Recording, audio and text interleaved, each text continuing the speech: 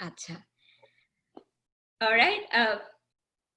আপনাদের সবাইকে অনেক অনেক ধন্যবাদ আমাদের আজকে এই আমাদের আড্ডা, আমাদের বাংলাদেশি ডায়াসপোরিক কমিউনিটি, যেটার বাংলাদেশি অভিবাসী ইমিগ্রেন্ট যে আমাদের কমিউনিটি, সেখান থেকে আমরা এখানে কয়েকজন আজকে মিলিত হয়েছি। আমরা আসলে সবাই সবাইকে অনেক বছর ধরেই কম বেশি চিনি। আমাদের এবং সেই ক্ষেত্রে বলা যায় যে আমরা একটা ছোট্ট একটা একটা বন্ধু বন্ধু মহল্য এখানে আমরা উপস্থিত হয়েছি আজকে।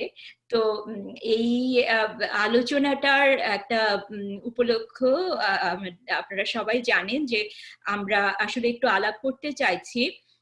আমরা যারা বাংলাদেশ থেকে আমেরিকাতে একটা একটা যেটাকে বলা যায় যে একটা হিস্টোরিক্যাল ট্র্যাজেক্টরি, একটা মাইগ্রেশন ট্র্যাজেক্টরি ধরে এসেছি আমেরিকাতে। আজকে আমরা আমরা জিরো জেনারেশন, যেটা যে আমাদের পরের পরবর্তী জেনারেশন, আমরা যারা এখানে ইমিগ্রেন্ট হিসেবে এসেছি, আমাদের পরবর্তী জেনারেশনকে আমরা হয়তো এদেশেই রেখে যাব।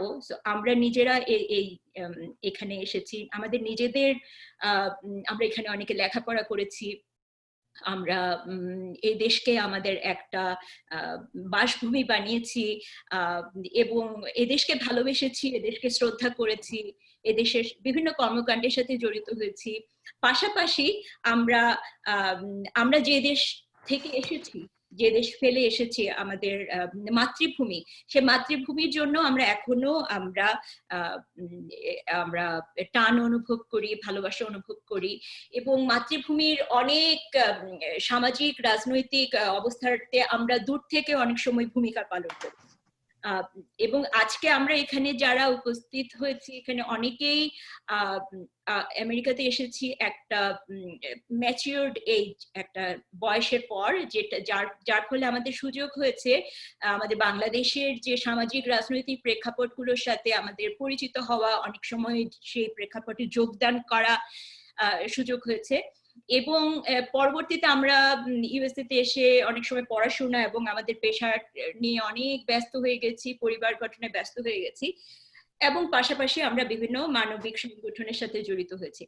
এখন আমেরিকাতে যে আজকে যে আমরা যে সমাজ ব্যবস্থায় আছি, সেই সমাজ ব্যবস্থার ভেতরে যা কিছু হচ্ছে, ভালো মন্দ যা কিছু হচ্ছে, সেটার ব্যাপারে আমরা কতটুকু, প্রথমত হচ্ছে আমরা কতটুকু অবগত, তারপর হচ্ছে আমরা কতটুকু সেইখানের ব্যাপারে আমাদের সেটার সাথে আমরা নিজেদেরকে কতটুকু কানেক্ট করছি, এবং সে এরপর বিষয়টা হচ্ছে তৃতীয় বিষয়টা, আমরা এরপর যে কি আমাদের কি কিছুই করণীয় নেই, নাকি আমরা সেটা করছি, না করলে আমরা কতটুকু করতে পারি। তো এইসব বিষয় নিয়ে আজকে আমরা আমাদের কয়েকজন বন্ধু বান্ধব এখানে একত্র হয়েছি। তো আমি প্রথমে একটু রিকোয়েস্ট করব একজন করে করে যে আপনারা যদি আপনাদের পরিচয়টা একটু সংক্ষেপে বলেন। তো এই অনুষ্ঠানটা আমরা আমাদের অনেক বন্ধু বান্ধবরা পুরো আমেরিকা জুড়ে অনেকেই শুনবেন আশা করছি, এবং সেখান থেকে তারা আরো এই ধরনের আলোচনা তারা করবেন। তো আমি আশা করব যে আমরা প্রত্যেকে আমাদের পরিচয়ের মধ্যে প্রধানত আমি আশা করবো যে আপনার মাইগ্রেশন ট্র্যাজেক্টরিটা একটু বলবেন, by keeping confidentiality intact. So Tasnim Hossain, please আপনার থেকে। আচ্ছা, ঠিক আছে। Thank you Reshmi. সবাইকে শুভেচ্ছা। আমার নাম তাসনিম হোসেন, এন্ড আমার জন্ম ঢাকা শহরে, আমি বড় হয়েছি ঢাকা শহরে। আমি প্রকৌশল বিশ্ববিদ্যালয়ে ছাত্র ছিলাম, এবং সেখান থেকে 1995 সালে আমি পাশ করি, এবং তার পরের বছর অর্থাৎ 1996 সালে আমি আমেরিকাতে আসি মাস্টার্স করতে, এবং আমি ছিলাম টেক্সাস টেক ইউনিভার্সিটিতে 2 বছর ছিলাম আমি সেখানে। সেখান থেকে পাশ করে আমি মিডওয়েস্টে সাউথ ডেকোটাতে আরো 2 বছর কাটিয়েছি। আর তারপরে চাকরি নিয়ে অস্টিনে আসা, অস্টিনে প্রায় 20 বছর, অলমোস্ট 20 বছর হবে এই অক্টোবরে। আমি এখানে আছি। সো প্রায় 24 বছর ধরে আমি এই দেশে আছি।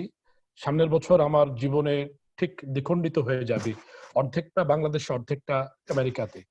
সো বলা যায় যে মানে আমি আমার জীবনের যদি প্রাইম টাইমটা ধরা হয়, প্রাইম টাইমের মেজরিটি অংশটাই আমি এখানে। খুব সংক্ষেপে এটাই আমার পরিচয়। Thank you Tasnim Hossain. আপনার ডাকনাম আমি জানি এমিল ভাই। তো কথা প্রসঙ্গে আজকের আলাপচারিতাটা আমরা যেহেতু আড্ডার ভেতর দিয়ে করব, আমি অনেক সময় আপনাকে হয়তো আপনার অবশ্যই দিয়ে অবশ্যই। ওর নাম তো মারিয়া রহমান। মারিয়া রহমান হচ্ছে কি, মারিয়া রহমানের একটা অ্যাকাউন্ট দেবে ঢুকছি। এনিওয়ে, হ্যাঁ, তুমি যেই নামে ডাকো কোনো অসুবিধা নাই। অবশ্যই। তো তো নাতালি হোসেন, নাতালি আপা বলেন। আচ্ছা, আমার নাম নাতালি হোসেন। আমার জন্ম বুয়েট ক্যাম্পাসের 1 নম্বর বিল্ডিং এ। তো বুয়েট ক্যাম্পাসে আমার জন্ম। আমার বাংলাদেশের পুরাটা সময় আমি বুয়েট ক্যাম্পাসে থেকেছি। মাঝখানে অবশ্য আমরা ছোটবেলায় কিছু বছর বিদেশে ছিলাম। তো জ্ঞান হওয়ার পরে মোটামুটি 12 বছর মনে হয় আমি বাংলাদেশে ছিলাম। আমি বুয়েটে 1 বছর পড়েছি মেকানিক্যাল ইঞ্জিনিয়ারিং এ। পরে আমি ট্রান্সফার নিয়ে ইউটি অস্টিনে চলে আসি। তো আমি বোধহয় এখানে সবার মধ্যে একমাত্র এখানে আন্ডারগ্রেড পড়াশোনা করেছি। বাংলাদেশে 1 বছর পড়েছি। 1 বছর বলা উচিত না, 1 ইয়ার বলা উচিত। 1 বছর তার 1 ইয়ার তার 1 বছর হয় না। আর এখানে এসে আমি পাশ করেছি। তারপরে এখানে আমি লোয়ার কলোরাডো রিভার অথরিটিতে এনভায়রনমেন্টাল ডিপার্টমেন্টে কাজ করছি। এইটা হচ্ছে একটা মানে নন প্রফিট স্টেট এজেন্সি। তো আমাদের ডাইনামিক্সটা একটু ডিফারেন্ট। আমাদের মানে ইনস্টিটিউটের পারপাসই হচ্ছে পাবলিক সার্ভিস। ফলে আমার কনসেপ্টটা, কাজ করার জিনিসটা, ফিল্ডটাও ডিফারেন্ট। এখানে মোটামুটি বেশিরভাগ মানুষ ইলেকট্রিক্যাল ইঞ্জিনিয়ার অস্টিনে। তো 91 সালের জুলাই মাসে আমি, তো আমার এখানকার জীবন, বাংলাদেশের জীবন আমি 12 বছর যদি ধরি, সেটা অনেক আগেই পার হয়ে গেছে আমেরিকার জীবন। তো এখানে এসেছি ইউটি অস্টিনে, এক ধরনের অভিজ্ঞতা। তারপরে বাচ্চাদের স্কুল, সব দিক থেকে। তো যদিও এত বছর আমি এই দেশে আছি, কিন্তু তারপরেও দেশ বলতে বাংলাদেশি। আচ্ছা, হ্যাঁ। তো থ্যাংক ইউ নাতালি আপা। লোপা তাসনিম আপা, লোপা আপা বলেন। রেশমিকে অনেক ধন্যবাদ এরকম একটা আলোচনার সুযোগ করে দেওয়ার জন্য। আমার ব্যক্তিগত ধারণা যে এরকম একটা আলোচনা খুবই সময় উপযোগী এবং খুবই প্রয়োজনীয়, বিশেষ করে আমরা বাংলাদেশিরা যারা এখানে আছি। আমাদের একটা সচেতনতা তৈরি হওয়াটা মানে এখন খুবই খুবই দরকারি, এবং সেজন্য আমার মনে হচ্ছে যে এরকম একটা আলোচনা খুবই একটা প্রশংসনীয় উদ্যোগ। রেশমিকে অনেক ধন্যবাদ। আমার নাম লোপা তাসনিম। আমি জন্ম এবং বড় হওয়া আমার বাংলাদেশের পার্বত্য চট্টগ্রামে। আমার বাবা ওখানে বুয়েট থেকে পাশ করে ওখানেই পার্বত্য চট্টগ্রামে কাপ্তাই রাঙামাটিতে সিভিল ইঞ্জিনিয়ার হিসেবে কাজ শুরু করেন। তারপরে ওখানে তার বিয়ে, বাচ্চা হওয়া সব। তো আমার জন্ম ওখানে, স্কুলও ওখানে। তো আমার শৈশব কৈশোর সব কেটেছে পার্বত্য চট্টগ্রামে। তো তারপরে স্কুল শেষ করে ঢাকায় আসি, ঢাকায় কলেজ, বুয়েট। তারপর বুয়েট শেষ করেই লেট 80s-এ আমি বাংলাদেশ থেকে এখানে আসি আমেরিকাতে। তো আমেরিকাতে এসে মাস্টার্স করে তারপরে কিছুদিন প্রাইভেট অর্গানাইজেশনে চাকরি করে বর্তমানে আমি ইউএস পোস্টাল সার্ভিসের আইটিতে কাজ করছি। তো আমার জীবনের বেশিরভাগ কেটেছে এই দেশে, আমেরিকাতে, এবং বলতে গেলে এটাই এখন দেশ হয়ে গেছে।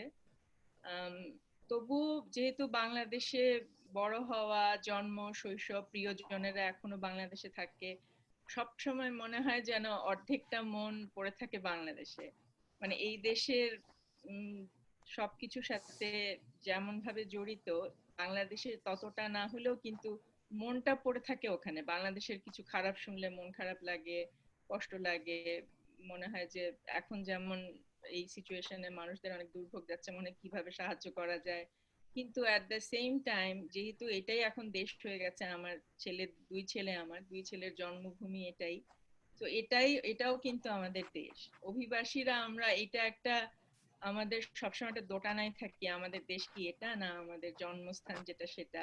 কিন্তু আমাদের পরবর্তী প্রজন্ম তাদের দেশ কিন্তু এটাই। হুম। তো এখানে কি হয় না হয়, এখানের যে অভিজ্ঞতা সেটা আমাদের সেটা নিয়ে আমাদের ভাবা দরকার। কিভাবে আমরা যারা অভিবাসীরা এখানে আছি, আমাদের প্রথম প্রজন্মের অভিবাসীরা আমরা সেইভাবে হয়তো যুক্ত হই না সবকিছুর সাথে, কিন্তু আমাদের সেটা ভাবার সময় এসেছে। কারণ আমরা সেভাবে যুক্ত না হলে আমাদের পরের প্রজন্ম তো যুক্ত হবে, তাদের তো দেশ এটাই। তো সেই জন্য এই আলোচনাগুলি হওয়াটা খুবই জরুরি আমার মতে। আর এই তো। থ্যাংক ইউ লোপা আপা। আমি তাপসদার কাছে যাই, মহিতোষ তালুকদার। তাপসদা। হ্যাঁ, ধন্যবাদ বন্ধু রেশমি। আমার জন্ম ঢাকায়, বড় হওয়া ঢাকায়। আমি ঢাকাতে খেলাঘর, উদীচী এই ধরনের সংগঠনের সাথে যুক্ত ছিলাম। আমি এই দেশে 91-তে আসি মাস্টার্স করার জন্য। মাস্টার্স এর পরে আমি এখানে বাণিজ্যের সাথে যুক্ত হই। 8 বছর বাণিজ্য করার পরে আমি রিয়েলাইজ করলাম একদিন সকালবেলা যে এখানে আসছি, টাকা কামাচ্ছি, কিন্তু আমার গান বাজনা হচ্ছে না। তো অ্যাবসলিউটলি গান বাজনার জন্য আমি বাণিজ্য থেকে অফ নেই। আর এখন আমি আমার শহরের প্রভিডেন্স সিটি হলের আমি মেয়রের অ্যাকাউন্টেন্ট এই, আর গান বাজনার সাথে যুক্ত। আমার এখানে আমরা জন্য নামে একটা সংগঠন, আমি এটার সঙ্গে আমি একসঙ্গে আমি আছি আর কি। আর আর দেশ দেশ আমার বাংলাদেশটা হচ্ছে আমার সবটা আমার স্মৃতিতে। আমি এখনো ও আমার দেশের মাটি তোমার পরে ঠেকাই মাথা, মানে এখনো শুনলে আমি হাওমা করে আমি কান্নাকাটি করি। কিন্তু আমি যখন দেশে যাই, আমি কিন্তু দেশ ছাড়ছি 30 বছর আমি এই দেশে। আমি যখন দেশে যাই, বাংলাদেশে যাই, আমি এই বাংলাদেশকে আমি কিন্তু চিনি না। কিন্তু আবার পাশাপাশি এই দেশটাকে আমি কিন্তু, আমার প্লিজ আমার ক্ষমা করবেন, এই দেশটা আমি সামহাও আমি একদম আমার, এটা আমি কিন্তু এখনো আমি নিতে পারি না। মানে এই দেশের সবকিছুতে আমি থাকি, ইয়ে করি। এবং আমি মনে করি যে এটা সালমান রুশদির একটা ইয়ে ছিল যে দেশ এখন আসলে স্মৃতি। বাংলাদেশটা এখন কি, আমার দেশটা হচ্ছে একদম আমার স্মৃতিতে, একদম আমার বুকের মধ্যে, আমার বুকের মধ্যে বাংলাদেশ এখন আর কি। কিন্তু আমি বসত করি এখানে, আমি এই দেশকেও ভালোবাসি, আমি বাংলাদেশকেও ভালোবাসি। থ্যাংক ইউ তাপসদা। এবার আমি যাই জয়দীপ দাস। জয়দীপ। আমার নাম জয়দীপ দাস। আমার জন্ম কুমিল্লাতে, বাংলাদেশের। বড় হয়েছে ঢাকাতে। পড়াশোনা করেছে প্রায় পুরো সময়টা ঢাকাতে, মাঝখানে 2 বছর রাজশাহীতে ছিলাম। আর বুয়েটে পড়াশোনা করেছে তখন। বুয়েট থেকে পাশ করার পর বাংলাদেশে ছিলাম অনেকদিন, 8 বছর। তারপরে লুইজিয়ানাতে আসলাম 2004 সালে মাস্টার্স করার জন্য। মাস্টার্স শেষ করার পর ইমিগ্রেশন হয়েছিল, কানাডা চলে গেলাম, সেখানে 6 বছর। সেখান থেকে বে এরিয়া হয়ে এখন অস্টিনে আছি। মোটামুটি নর্থ আমেরিকার বাংলাদেশ ধরলে অল ওভার দ্য প্লেসেস করা হয়েছে আর কি। আর দেশ হিসেবে আমি যে দেশগুলিতে গিয়েছি কিছুটা টান ফিল করেছে। মানে লুইজিয়ানাতে মাত্র 2 বছর ছিলাম, কিন্তু লুইজিয়ানার ফুটবল টিম এখনো, আমি লুইজিয়ানার ফুটবল টিমের জন্য কে সাপোর্ট করি, আর সেরকম ব্যাপারগুলি আছে, বা ভ্যানকুভারের হকি টিম। আর সব কিছুর মধ্যে দিয়ে জাস্ট চেষ্টাটা থাকে যে কিছু একটা মিল খুঁজে পাওয়া বাংলাদেশের সাথে। আমি যে শহরগুলিতে যাচ্ছি হয়তো কোন একটা মিল থাকে, যেটা অন্তত পক্ষে আমি খুঁজে পেয়েছি। সেটা পলিটিক্যাল কারেক্টনেস এর যে ব্যাপারগুলি আমরা সাইড টক হিসেবে আগে করছিলাম, এই ধরনের ব্যাপারে। তো এটা হলো আমার মোটামুটি মাইগ্রেশন ট্র্যাজেক্টরি এখন পর্যন্ত। ভবিষ্যতে কি হবে এটা পরে দেখা যাবে আর কি। Thank you. এটাই। Thank you Joydeep. আমার নাম, আমি নিজের একটু সংক্ষিপ্ত পরিচয় দিই। আমার নাম রেশমি চৌধুরী। আমি সমাজবিজ্ঞান নিয়ে পড়াশোনা করেছি, ঢাকা বিশ্ববিদ্যালয়ের রাষ্ট্রবিজ্ঞান নিয়ে পড়াশোনা করেছি। তারপর আমি মাস্টার্স করার জন্য আমেরিকাতে সাউদার্ন ইলিনয় ইউনিভার্সিটিতে সমাজবিজ্ঞান নিয়ে পড়াশোনা করি। আমার জন্ম বাংলাদেশে, চিটাগাংয়ে, ঢাকাতেই আমি বড় হয়েছি। আমার পড়াশোনা শুরু হয়েছে ঢাকাতে। তো আমেরিকাতে আসাটা এটা অনেকটাই বলা চলে আমার পরিবার থেকেই নির্ধারিত হওয়া। আমাকে পরিবার থেকেই বলে দেওয়া হয়েছিল যে তুমি পড়াশোনা শেষ করে তুমি দেশের বাইরে যেতে হবে তোমাকে।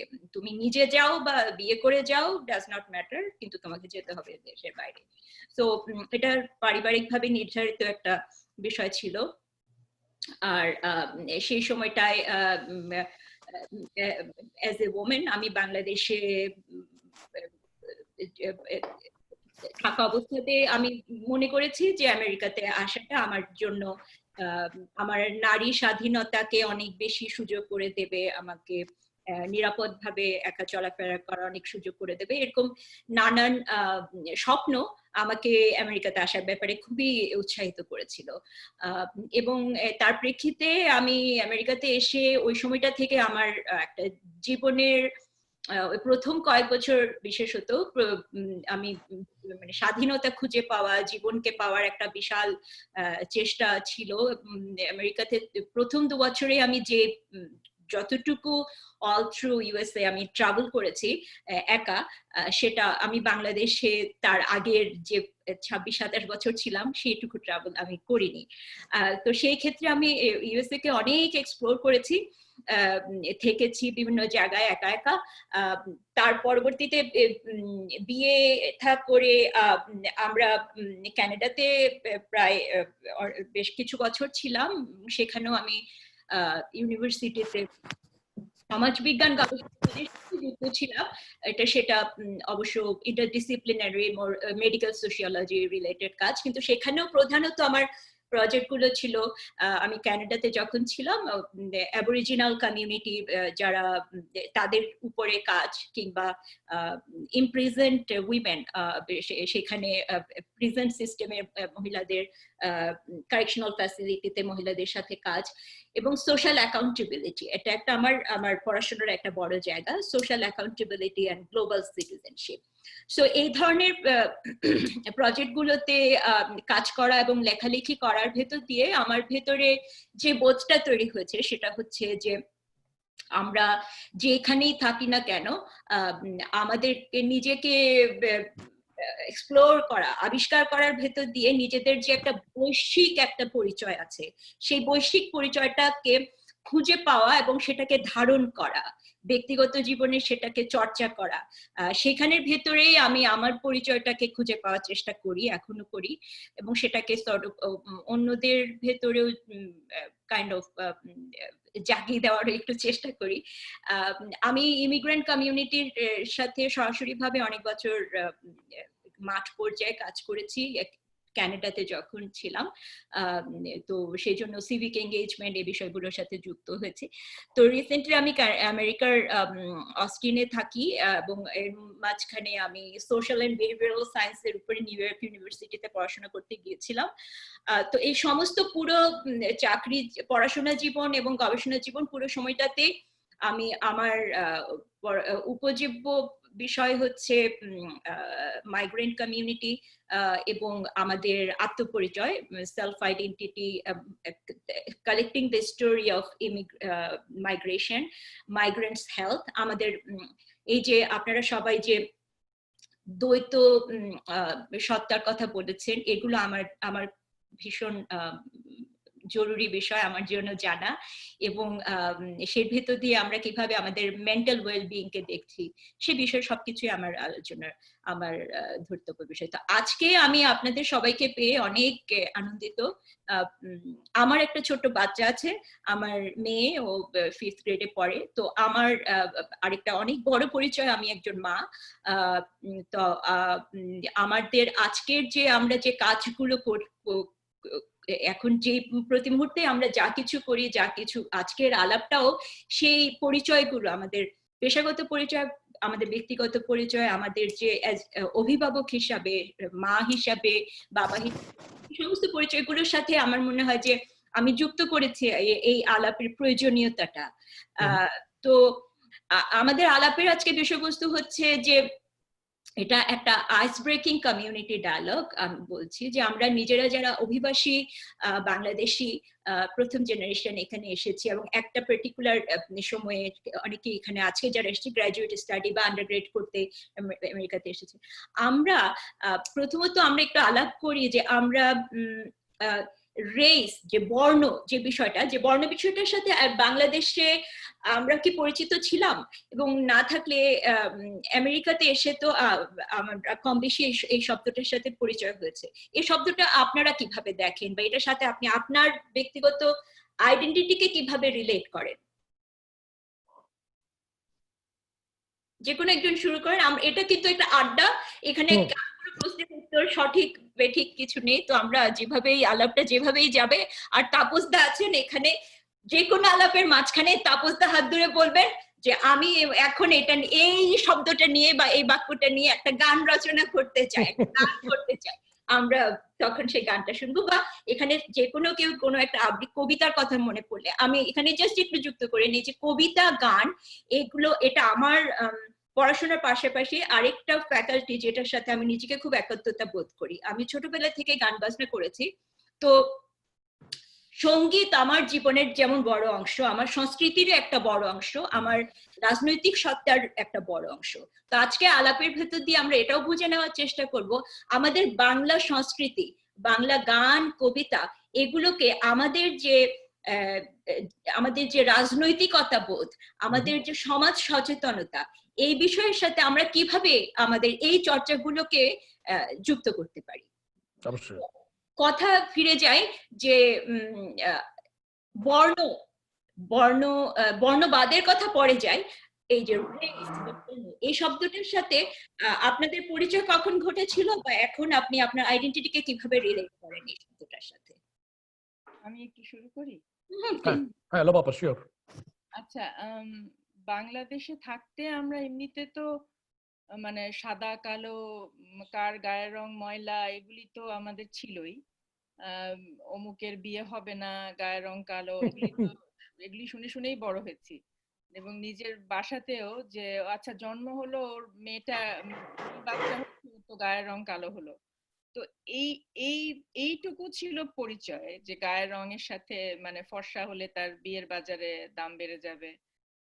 তো কিন্তু গায়ের রঙের জন্য যে একটা মানুষকে অত্যাচারিত হতে হবে বা তাকে মানে ডিসক্রিমিনেশন করা হবে, এই ব্যাপারটার সাথে আমরা দেশে, আমি অন্তত পরিচিত হয়েছি। মানে কিভাবে সেটা একটু বলি। আমি যখন ছোট ছিলাম টিভিতে একটা সিরিয়াল দেখানো শুরু হলো, সেটার নাম ছিল রুটস। এটা আর কেউ দেখেছে কিনা জানি না, বাংলাদেশে দেখানো শুরু হলো। টিভি সিরিয়ালটা আমাকে প্রচন্ড ভাবে নাড়া দিয়েছিল সেই প্রথম। এই যে রেশমি এখন বলছিলে না যে গান, নাটক কিংবা সংস্কৃতি যে কিভাবে মানুষকে নাড়া দিতে পারে, এটা একটা তার ছোট্ট উদাহরণ। সেই রুটসটা দেখে আমি প্রথম জানলাম যে এই যে শুধু যে গায়ের রঙের কারণে যে মানুষ নিগৃহীত হতে পারে। এবং আমার এই পরিচয়টা হলো ওই টিভি সিরিয়ালটার মাধ্যমে, আমাকে প্রচন্ড ভাবে নাড়া দিয়েছিল এবং খুবই ডিস্টার্ব ছিলাম আমি অনেকদিন। তো সেই জন্য সেটা একটা কারণ যে আমি এই দেশে আসার পরে আমি মনে মনে আমার ভিতরে সাবকনশিয়াস মাইন্ড একটা কাজ করছিল যে আমি এদেশের কালো মানুষদের সাথে বন্ধুত্ব করব, বিকজ আমি নিজে দেখতে চাই যে তারা কেমন, তাদের ইতিহাস, তারা মানুষ কিরকম, এটা আমি নিজে মানে ফার্স্ট হ্যান্ড এটার সাথে পরিচয় হতে চাই। তো সেজন্য আমি এখানে এসে আমার অনেক কালো বন্ধু, আমার চাকরির সূত্রে, আমার পড়াশোনা ইউনিভার্সিটিতে যখন ছিলাম, ওদের সাথে আমি পরিচয় করে একদম মানে ওদের ভেতরে ঢুকবার চেষ্টা করেছিলাম। তো বর্ণবাদের সাথে আমার পরিচয়টা ওইভাবে, যে দেশে যেটা ছিল ওইটা তো অনেকটা অন্যরকম, কিন্তু এই যে মানে গায়ের রঙের কারণে যে মানুষ অত্যাচারিত হয়, সেটার প্রথম পরিচয়টা আমার এই দেশে আসার পরে, আর বহু আগে যেটা কিনা মানে টিভিতে সিরিয়ালে যেটা দেখেছিলাম, কিন্তু একদম প্রত্যক্ষভাবে পরিচয় দেশে আসার পরে। এবং আমার মানে কালো আফ্রিকান আমেরিকানদের সাথে বন্ধুত্ব করে আমি দেখলাম এই যে অনেক মানুষ, বিশেষ করে যে আমাদের বাংলাদেশিদের মধ্যেও আমি প্রচুর নেগেটিভ কথা ওদের সম্পর্কে সবসময় শুনতাম। তারা অলস, তারা কাজ করে না, তারা সৎ না। কিন্তু আমি দেখলাম যে তারা কিন্তু আসলে কাজ করে প্রচুর, কিন্তু কাজটা করে যে এই যে দারিদ্র থেকে বের হওয়া, সেইটার জন্য যে যতটুকু কাজ করা মানে রোজগার করা দরকার সেটা তারা করতে পারে না। সেটার জন্য কিন্তু দায়ী তারা না, দায়ী তো অন্য জিনিস। আচ্ছা, আমি কি বেশি ডিটেলে চলে যাচ্ছি রেশমি? না প্লিজ ঠিক আছে ঠিক আছে। আপনি বলেন তারপরে। আচ্ছা, তো মানে তারপরে আমার কাজের সূত্রে আমি দেখেছি যে তাদের মধ্যে এরকম সৎ মানুষ আছে যাদের সেন্স অফ এথিক্স এত ভালো। মনে একটা ছোট উদাহরণ দেই, মনে করো শুক্রবারে আমরা তো কাজ একটু ফাঁকি দিতে চাই, অনেক সময় 5টা পর্যন্ত কাজ করার কথা 4টার সময় কেটে পড়লাম, বা একটু সবাই একটু উইকেন্ড মুডে থাকে। এরকম মানুষ আমি দেখেছি আমার ওই বন্ধুদের মধ্যে, আফ্রিকান আমেরিকার বন্ধুদের মধ্যে, যে 5টা পর্যন্ত কাজ করার কথা, শুক্রবার হোক সে 5টা পর্যন্তই কাজ করবে। এতটাই আমরা অনেক সময় বাসা থেকে কাজ করি, বিশেষ করে শুক্রবারে আমরা বাসা থেকে কাজ করি, তো কেউ দেখছে না আমরা কতক্ষণ কাজ করছি, কিন্তু ওই যে তার কাজ করার কথা 5টা পর্যন্ত সে করবেই। তো এরকম সৎ মানুষও আমি তাদের মধ্যে দেখেছি।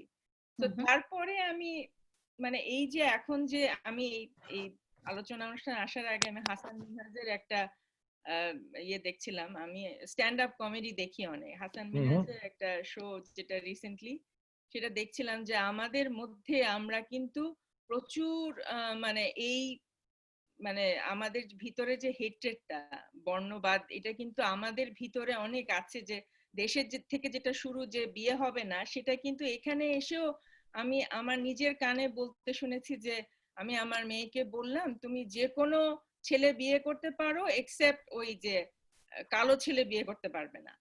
তো মানে এগুলি শুনে আমি আকাশ থেকে আমি বললাম যে সে যদি ডেনজেল ওয়াশিংটনের মতো হ্যান্ডসাম হয় আর যদি ওবামার মতো বুদ্ধিমান হয় তাহলেও কালো ছেলে বিয়ে করতে পারবে না? না, পারবেই না। মানে এতটাই তাদের সুপারস্টিশনটা এতটাই প্রথিত আর কি ভিতরে, যে কালো মানেই বাদ। তো সেই জন্য আমার সবসময় আমার ভেতরে মনে হয় যে এই জিনিসটা কিভাবে দূর করা যায় মানুষের ভেতর থেকে। একটা আসার কথা আমার যেটা খুবই ভালো লাগে যে আমাদের পরের জেনারেশন যাদের এদেশে জন্ম, আমার মনে হয় তারা ওরকম না, তারা আমাদের চাইতে অনেক বেটার। বিকজ আমার ছেলেদের সাথে আমি কথা বলি, আমার ভাগ্নি, আমার ভাইয়ের মেয়ে, এই যে ডেমনস্ট্রেশন হচ্ছিল, সে পরপর 3 দিন ওখানে ছিল, সে খুবই ভোকাল, প্রোটেস্ট করতে গেছে, সেই করোনার মধ্যেও সে কারোর কথা শোনেনি, মাস্ক পরে চলে গেছে, এবং খুবই মানে মানে এটা নিয়ে আলোড়িত আর কি। তো এই জিনিসটা আমার মনে একটা ভীষণ আশার আলো দেখায় আর কি, যে আমাদের প্রথম জেনারেশন অভিবাসীরা আমরা যতটা অসচেতন, আমার মনে হয় আমাদের পরের জেনারেশন সেটা হবে না, তারা অনেক বেটার হবে আমাদের চাইতে।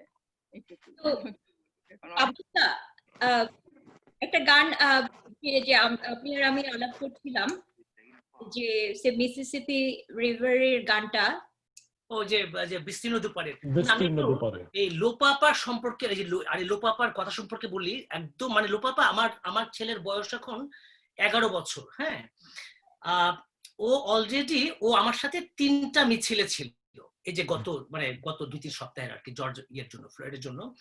এবং সে ছবি আঁকে, এবং সে আমাকে নিজে থেকে বললো যে বাবা তুমি এই ছবিটা আমি জর্জ ফ্লয়েডের জন্য উৎসর্গ করলাম। এবং আমি কিন্তু এটা কিন্তু ফেসবুকে আমি কিন্তু দিচ্ছি কিন্তু, এবং সে জর্জের জন্য সে একটা কবিতাও কিন্তু লিখলো কিন্তু।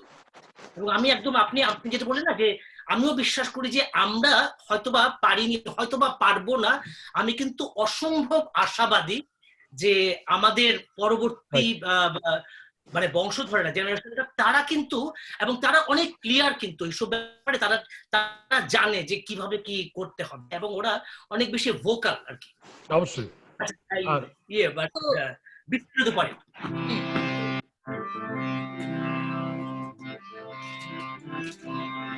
নিঃশব্দে নীরবে, ও গঙ্গা তুমি, ও গঙ্গা বইছো কেন,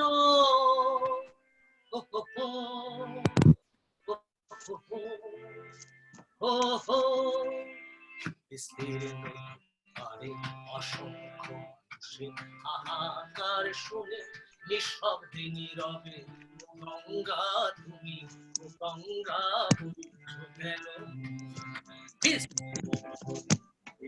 অসংখ্য সেই হাহাকার শুনেও নিঃশব্দে নীরবে ও গঙ্গা তুমি ও গঙ্গা বইছো কেন হো হো হো হো হো হো ও হো নৈতিকতার স্খলন দেখেও মানবতার পতন দেখেও নির্লজ্জ অলস ভাবে বইছো কেন সহস্র ব্যবসার উন্মাদনার মন্ত্র দিয়ে লক্ষ জনের সফল সংগ্রামী আর অগ্রগামী করে তোলো না কেন হো হো হো হো হো হো হো হো চমৎকার। হ্যাঁ, তাপসদা, আমি এই প্রচন্ড কাছে আমার কাছের এই গানটা আপনার সাথে গলা মিলাচ্ছি না, কারণ জুমে অনেক সময় গলা মিলানোটা ওভাবে অ্যালাউ করে না। আত্মা থেকে উপলব্ধি করছি এখানে যদি কেউ গান মানে এই গানের সূত্র ধরে যে ভূপেন হাজারিকা যে বলেছেন যে নৈতিকতার স্খলন দেখেও মানবতার পতন দেখেও নির্লজ্জ নিরস ভাবে বইছো কেন, আমাদের আসলে নৈতিকতার স্খলন দেখে নির্লজ্জ নিরলস ভাবে মানে নীরব থাকার আসলে অবকাশ কি আছে? কোথাও যদি আমরা অনৈতিকতা দেখি, আপনারা কি বলেন? এবং সেই অনৈতিকতার প্রসঙ্গে মানে আমি জাস্ট বলছি যে বর্ণবাদ বিষয়টাকে আমরা একটু খতিয়ে দেখি, এটার সাথে নৈতিকতা বা অনৈতিকতার কি সম্পর্কটা রয়েছে এবং আমাদের সংস্কৃতি আমাদেরকে আসলে কি শেখায়। আমি একটু রেসিজমের কথাটা যখন উঠেছিল আমি একটু এটা এক্সপ্যান্ড করে বলি। রেস শুধু এখানে কালো না, একটু যদি এক্সপ্যান্ড করি, আমরা কিন্তু ঐতিহাসিকভাবে রেসিজমের শিকার। একসময় তো ইন্ডিয়ান এবং কুকুরতে ঢুকতে দেওয়া হতো না, তাই না? তো ইটস ভেরি সিমিলার। তারপরে পাকিস্তান আমলেও একই অবস্থা, যে ইট ওয়াজ আমরা দুটা ডিফারেন্ট রেস হিসাবে কনসিডার হতো এবং আমাদেরকে নিম্ন রেস হিসাবে ধরা হতো। আমাদের রেসিজম যেটা আমাকে আমার ছেলেরা শিখিয়েছে, এটা হচ্ছে প্রেজুডিস ইজ ডিফারেন্ট। এটা দুই দলের থেকেই হতে পারে, কিন্তু রেসিজম একমাত্র যারা ক্ষমতাবান থাকে তারা কম ক্ষমতাবানদের উপরে এটা প্রয়োগ করে, ইনস্টিটিউশনাল। হ্যাঁ, তো প্রেজুডিস ওকে, ইটস ওপেন। তুমিও একে খারাপ বলছো, আমিও এটাকে খারাপ বলছি, কিন্তু যদি সমান সমান হয় খারাপ লাগে, but it doesn't matter so much. কিন্তু একজনের যদি ক্ষমতা বেশি থাকে, তার হাতে অনেক ক্ষমতা ওইটাকে ওয়েপনাইজ করার। তো আমার মনে হয় ফার্স্ট অফ অল আমরা নিজেরা ওটার শিকার হয়েছি, আমরা সেজন্য যুদ্ধ করেছি। বাংলাদেশের প্রেক্ষিতে এখনই যাবো না, পরে আবার এটা নিয়ে একটু কথা বলবো। কিন্তু সো আমাদের ঐতিহাসিকভাবে আমরা ডেফিনেটলি এটা বুঝি, আত্মার মধ্যে আমরা এটা ফিল করতে পারি। দ্বিতীয়ত এই যে কালোদের এখানে বর্ণবাদের ব্যাপারটা ডেফিনেটলি রুটসেটটা আমাকে ডিটেলসে বুঝিয়েছে, বাট আমার আব্বা এখানে ছিল, পিএইচডি করতে এসেছিল 1960s-এ, একদম সিভিল রাইটসের আন্দোলনের সময়। আমাদের এসব গল্প করতো, এবং আব্বা দেশে ফেরত যাবে ডেফিনেটলি, কারণ দেশের জন্য আব্বা সারা জীবন দেশেই থাকতে চেয়েছে, বারবার দেশে ফিরে গেছে। কিন্তু এটাও একটা কারণ ছিল, ওই সময় বুয়েটের যে টিচাররা যারা এএনএম-এ এসেছিল, তারা ওই ফাউন্টেনে পানি খেতে পারতো না, ওরা একই রকম ডিসক্রিমিনেশনের শিকার হতো।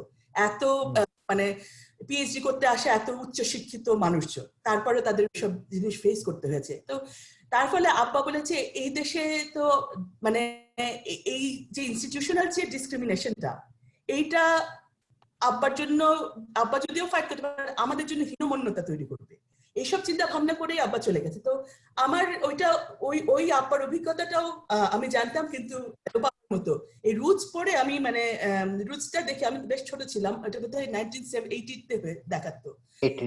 আমরা সবাই এটা বিটিভির কাছে আমরা কৃতজ্ঞ, এটা একটা ন্যাশনাল টিভি, বাংলাদেশ টিভি, কিন্তু বিটিভির মাধ্যমেই কিন্তু আমরা সবাই আমাদের ছোটবেলা আমরা রুটস এর কাহিনীটা সাথে আমরা পরিচিত হয়েছি, ভিজুয়ালি এক্সপেরিয়েন্স। তো আমার কথা হচ্ছে যে এইটা শুধু এই হিস্ট্রির এই সময় এই জিনিসটা না, এটা যুগে যুগে হয়ে এসেছে এবং প্রত্যেকটার বিরুদ্ধে আমাদের বলা উচিত। এবং যেখানে আমরা যে সিচুয়েশনে দেখবো, আমি এখন পাহাড়ি আর বাঙালির ব্যাপারে যাব না, বাট আমাদের চিন্তা করতে হবে যে আমাদের এই সিচুয়েশনটা এটা আমাদের এখন কাজে দিচ্ছে দেখে আমরা এটার পক্ষে তা না, এটা আদর্শগতভাবে আমাদের ধারণ করতে হবে যে যে কোনো সময় যে কোনো জায়গায় এই ধরনের চিন্তা ভাবনা আমরা সাপোর্ট করতে পারি না।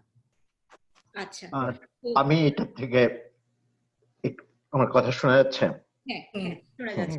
প্রথম কথা বলছি তো ওই নাতালির কথার সূত্র ধরে বলছে আর কি, যে এটা যেহেতু ইনস্টিটিউশনালাইজডটাকে আমরা রেসিজম বলি বাই ডেফিনেশন, তো এখন এটাও আমাদের চিন্তা করতে হবে যে এখনকার যে অবস্থাটা, জর্জ ফ্লয়েডের পরে যেটা হয়েছে,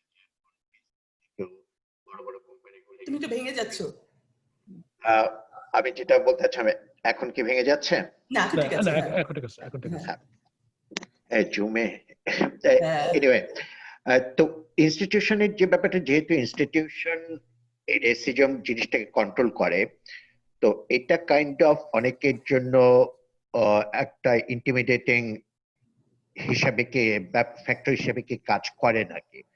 এবং জর্জ ফ্লয়েডের ক্ষেত্রে যে অনেকেই এটা সম্পর্কে কথা বলেছে, অনেকে শুরু থেকেই কথা বলেছে যখন ইনস্টিটিউশন গুলি কাইন্ড অফ এটাতে ইনভলভড হয়নি।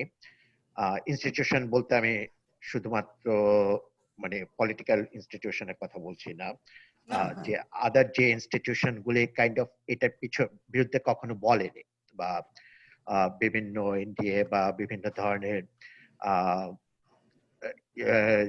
জিনিসগুলি থাকায়, কনস্ট্যান্ট গুলি থাকায় তাদের মাধ্যমে যারা জীবন চালায় তারাও কখনো এগিয়ে আসেনি।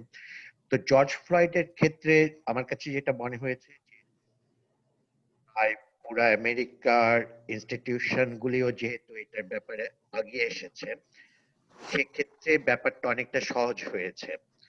তো বাট জর্জ ফ্লয়েডের যে ইয়েটা, এখানে তো শুধু আফ্রিকান আমেরিকানদের ব্যাপারটা একমাত্র রেসিজম বা একমাত্র প্রেজুডিসের ব্যাপার না, আর যে অন্যান্য যে রেসিজম বা প্রেজুডিশিয়াল ব্যাপারগুলি যেগুলি আছে, যেটা এলজিবিটি কমিউনিটি হোক বা অন্য কারো ক্ষেত্রেই হোক, তো সেগুলির ক্ষেত্রে কি আমরা একই ধরনের ভূমিকা রাখতে পারবো কিনা।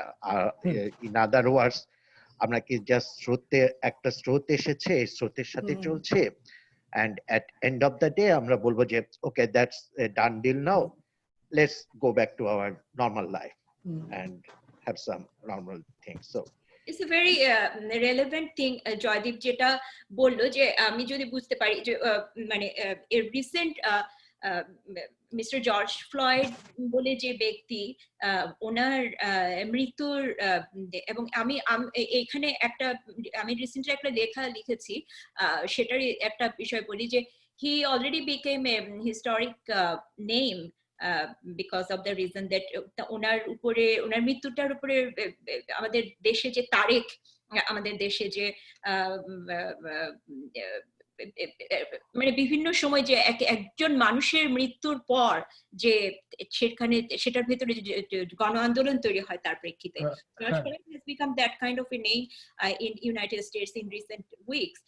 এবং এটার পরে এই যে ব্ল্যাক লাইভস মুভমেন্টটা, তো ব্ল্যাক লাইভস ম্যাটার্স মুভমেন্ট অনেক বছর ধরে ইউএসএ তে চলছে, এবং আমরা যারা বিশেষ করে কালো বর্ণের মানুষ নই, তারা খুব কনভিনিয়েন্টলি এই যে ইনসিডেন্ট গুলো হয়ে যাচ্ছে, একটা আন্দোলন চলে যাচ্ছে, এবং এই আন্দোলনটার ভিতর দিয়ে নানান ইভেন ন্যাশনাল লেভেলেও অনেক কথাবার্তা হচ্ছে, প্রেসিডেন্ট সহ সবাই এটা নিয়ে কথাবার্তা বলছে, কিন্তু আমরা খুব অনেক সময় এই আলোচনা বা এই ডায়ালগটার সাথে নিজেদেরকে একত্রীভূত করছি না।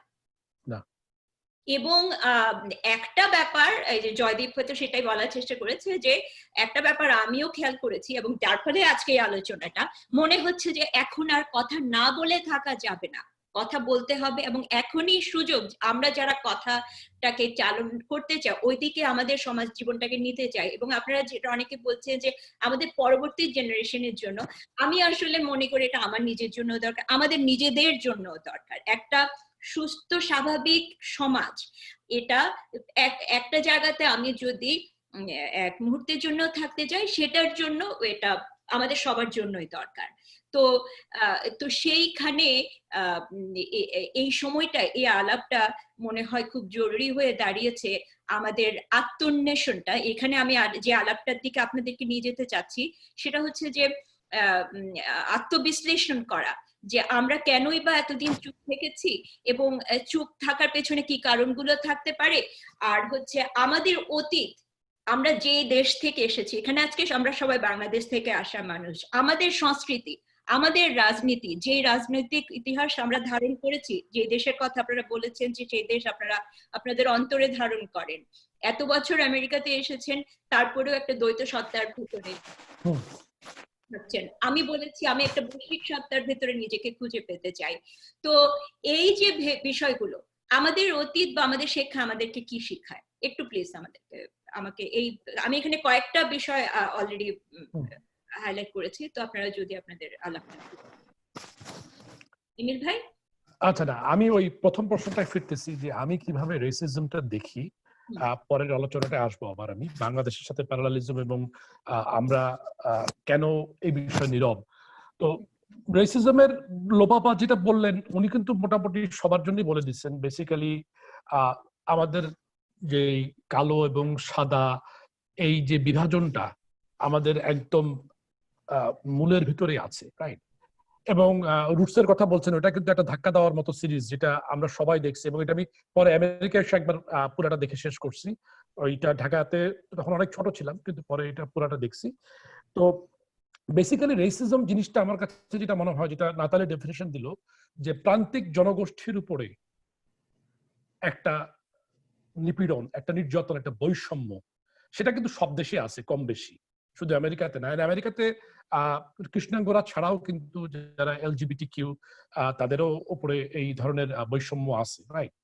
তো যাই হোক, আমি একটা জিনিস আমার হঠাৎ করে মনে হলো যে কিছুদিন আগে যখন ওই শাটডাউন ছিল সবকিছু, মিশিগান বা মিনেসোটা কোন একটা জায়গাতে একটা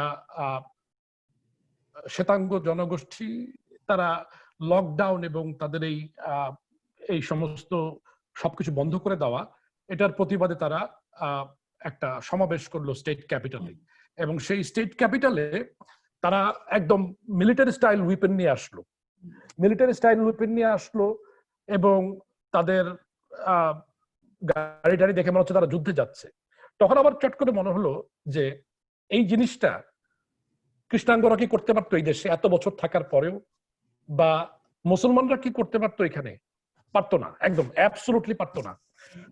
এই জিনিসগুলি হচ্ছে ইনস্টিটিউশনাল রেসিজম, যেগুলি আসলে আমি পরে, যেগুলো আমি আমেরিকায় আসার পরে বুঝতে পারছি যে জিনিসটাকে প্রাতিষ্ঠানিকভাবে কিভাবে করা সম্ভব। যেমন ওই অরিগনে একটা শ্বেতাঙ্গরা তারা একটা ফেডারেল বিল্ডিং দখল করে ফেলছিল, তাদেরকে বেসিক্যালি কোনো সাজাই দেওয়া হয়নি, হ্যাঁ। আর একটা কৃষ্ণাঙ্গ মানুষ $20 একটা কাউন্টারফিট, সেটাও আবার প্রমাণিত না, সেটার জন্য তাকে মরে যেতে হয়, হ্যাঁ। তো যাই হোক, আমরা কেন চুপ করে থাকি, এটা কিন্তু একটা বিরাট প্রশ্ন। এই প্রশ্নটা কিন্তু আমার মাথায় ঘুরঘুর করছে কতদিন ধরে এই ঘটনার পর থেকে। এবং মানে আমরা দেশে কিন্তু অনেকেই অনেক প্রগতিশীল আন্দোলন বা প্রগতিশীল ধ্যান ধারণার সাথে যুক্ত ছিলাম, কিন্তু এখানে আসলে আমরা কেন জানি একটু নীরব। এবং আমার মনে হয় আমি বলবো যে আমি একটু বাইরেই আমরা অবস্থান করি। আমরা চাই যে এখানে কোনো ঝামেলায় না জড়াইতে। স্পেশালি আমরা প্রথম জেনারেশন, আমাদের আত্মীয় স্বজন বন্ধু বান্ধব নাই এখানে, সুতরাং এবং অনেকের আবার গায়ের রং যাই হোক না কারণ নিজের ধর্ম নিয়ে একটা প্রবলেম আছে অনেকেরই। সো আমরা চাই মুখটা বন্ধ করে রাখতে, এবং আমরা চাই যে আন্দোলন বা প্রতিবাদ এটা অন্য কেউ করবে, এটা আমার এই ঝামেলায় জড়ানোর দরকার নাই, এরকম একটা মাইন্ডসেট আমাদের আছে। এবং আমি দোষ দিব না, আমরা প্রথম জেনারেশনের অভিবাসী যারা, তাদের ভিতরে অনেকখানি দ্বিধা কাজ করে। এবং তাদের ভিতরে যেটা মহিতোষদা বলছিলেন, যেটা আমি নিজেও ফিল করি, যে দেশ বললে কিন্তু এখনো আমার বাংলাদেশ মনে হয়। আমরা এখানে যতদিন ধরে থাকি না কেন, আমাদের মধ্যে একটা টানা পড়েন রয়ে যায়, আমরা এই দেশটাও পারি না ওইটাও পারি। তো এটা একটা কারণ। কিন্তু একটা জিনিস যেটা আমি নিজেও করছি, আমার দুটো মেয়ে, ওদের বয়স হচ্ছে 13 আর 15, ওরা কিন্তু খুব দারুণ ভাবে আলোড়িত এই ঘটনা নিয়ে। তারা প্রতিটা নিউজ পড়ছে, তারা আমাকে অস্টিনের আন্দোলনের ছবি দেখাচ্ছে। ওদের বয়স এখন কম, তারপরে আমি একদিন ওদেরকে নিয়ে ডাউনটাউনে এই সমাবেশে গিয়েছিলাম। এই জিনিসটা সবচেয়ে আনন্দের জিনিস আমার কাছে, যে আমাদের পরবর্তী প্রজন্ম কিন্তু আমাদের মতো গা বাঁচানো হচ্ছে না। হ্যাঁ, তো এটা আমি সম্ভবত দুইটা প্রশ্ন একটু টাচ করলাম, তো লেট আদার স্পিক। কার কি শোনা যায়, অন্যদের বক্তব্য? আচ্ছা, এর মাঝে আমি একটু মহিতোষ দার সাথে একটু ইয়ে করে নেই। আমার মনে হয় এই সময়টায় মহিতোষ দা আমরা আমার খুব মনে পড়ছে রবীন্দ্রনাথে ও আমার দেশের মাটি, আপনি কিছুক্ষণ আগে উল্লেখ করেছেন। তো এটা এমন বিমূর্ত একটা গান যেটা আমাদেরকে আমাদের যে গ্লোবাল কন্টেস্টের সাথে হয়তো কানেক্ট করে। একটু প্লিজ আপনি কি বলেন? হ্যাঁ, অবশ্যই মহিতোষ দা, অপেক্ষা করতেছি আমরা।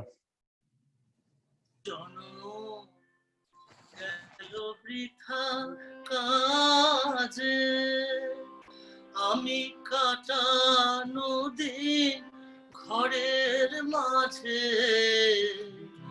তুমি বৃথায় আমায় শক্তি দিলে, শক্তি দাতা।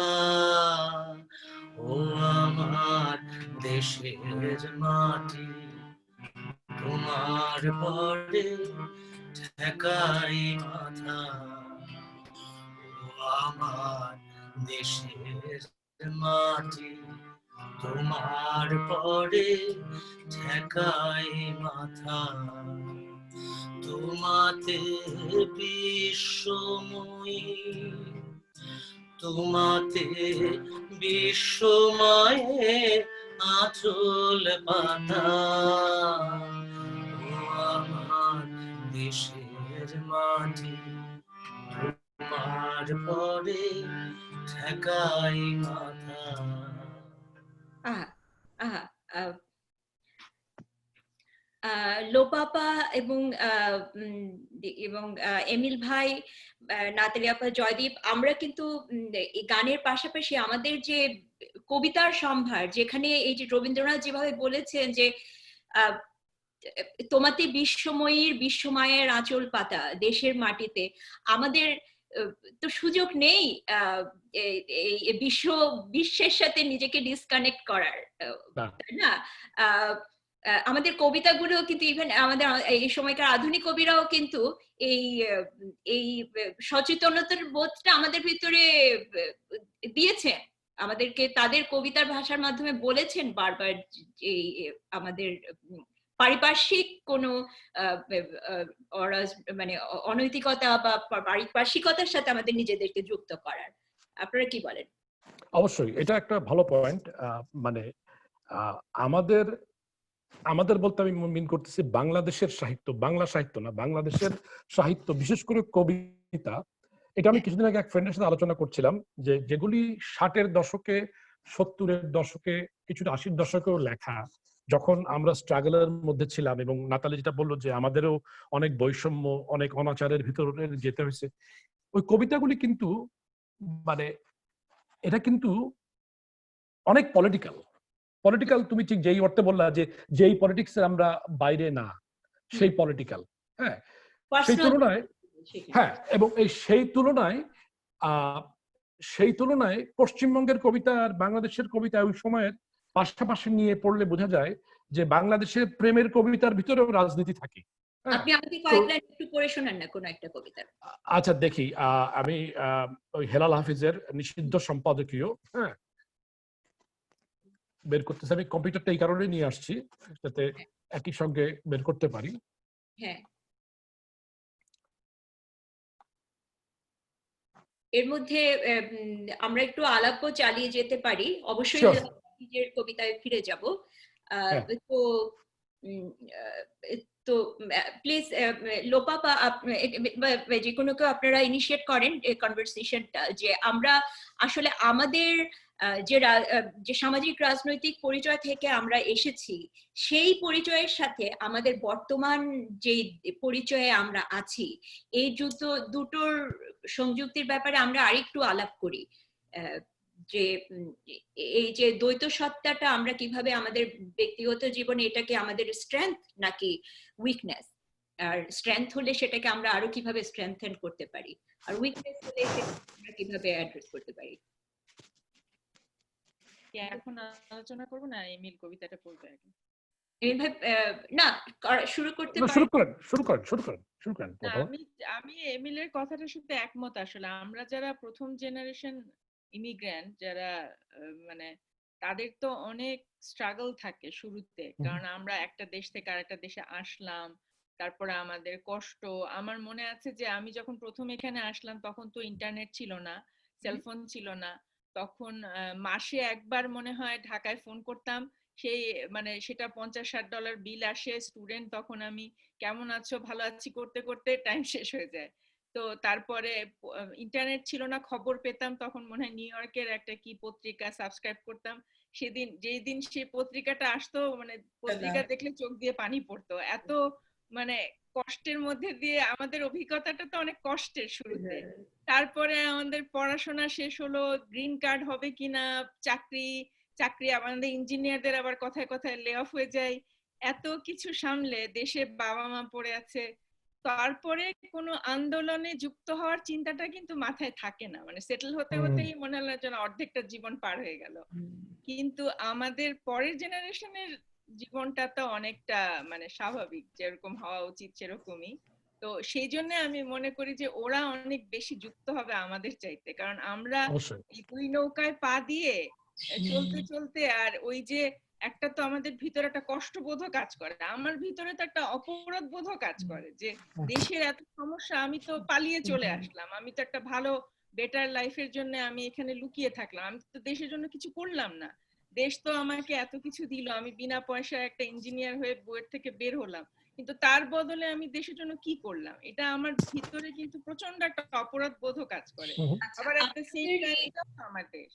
হ্যাঁ, এই ডিসকাশনটাকে আমি এখন হেলাল হাফিজের কবিতায় ফিরে যাব এবং তারপর আমি যে বিষয়টা নিয়ে আসলে করব যে এই যে দেশের জন্য অপরাধ, দেশে ফিরে দেশকে কিছু না দেওয়া, পাশাপাশি আমরা যে সামাজিক অবস্থার মধ্যে আছি সেখানেও কিছু দিচ্ছি কিনা।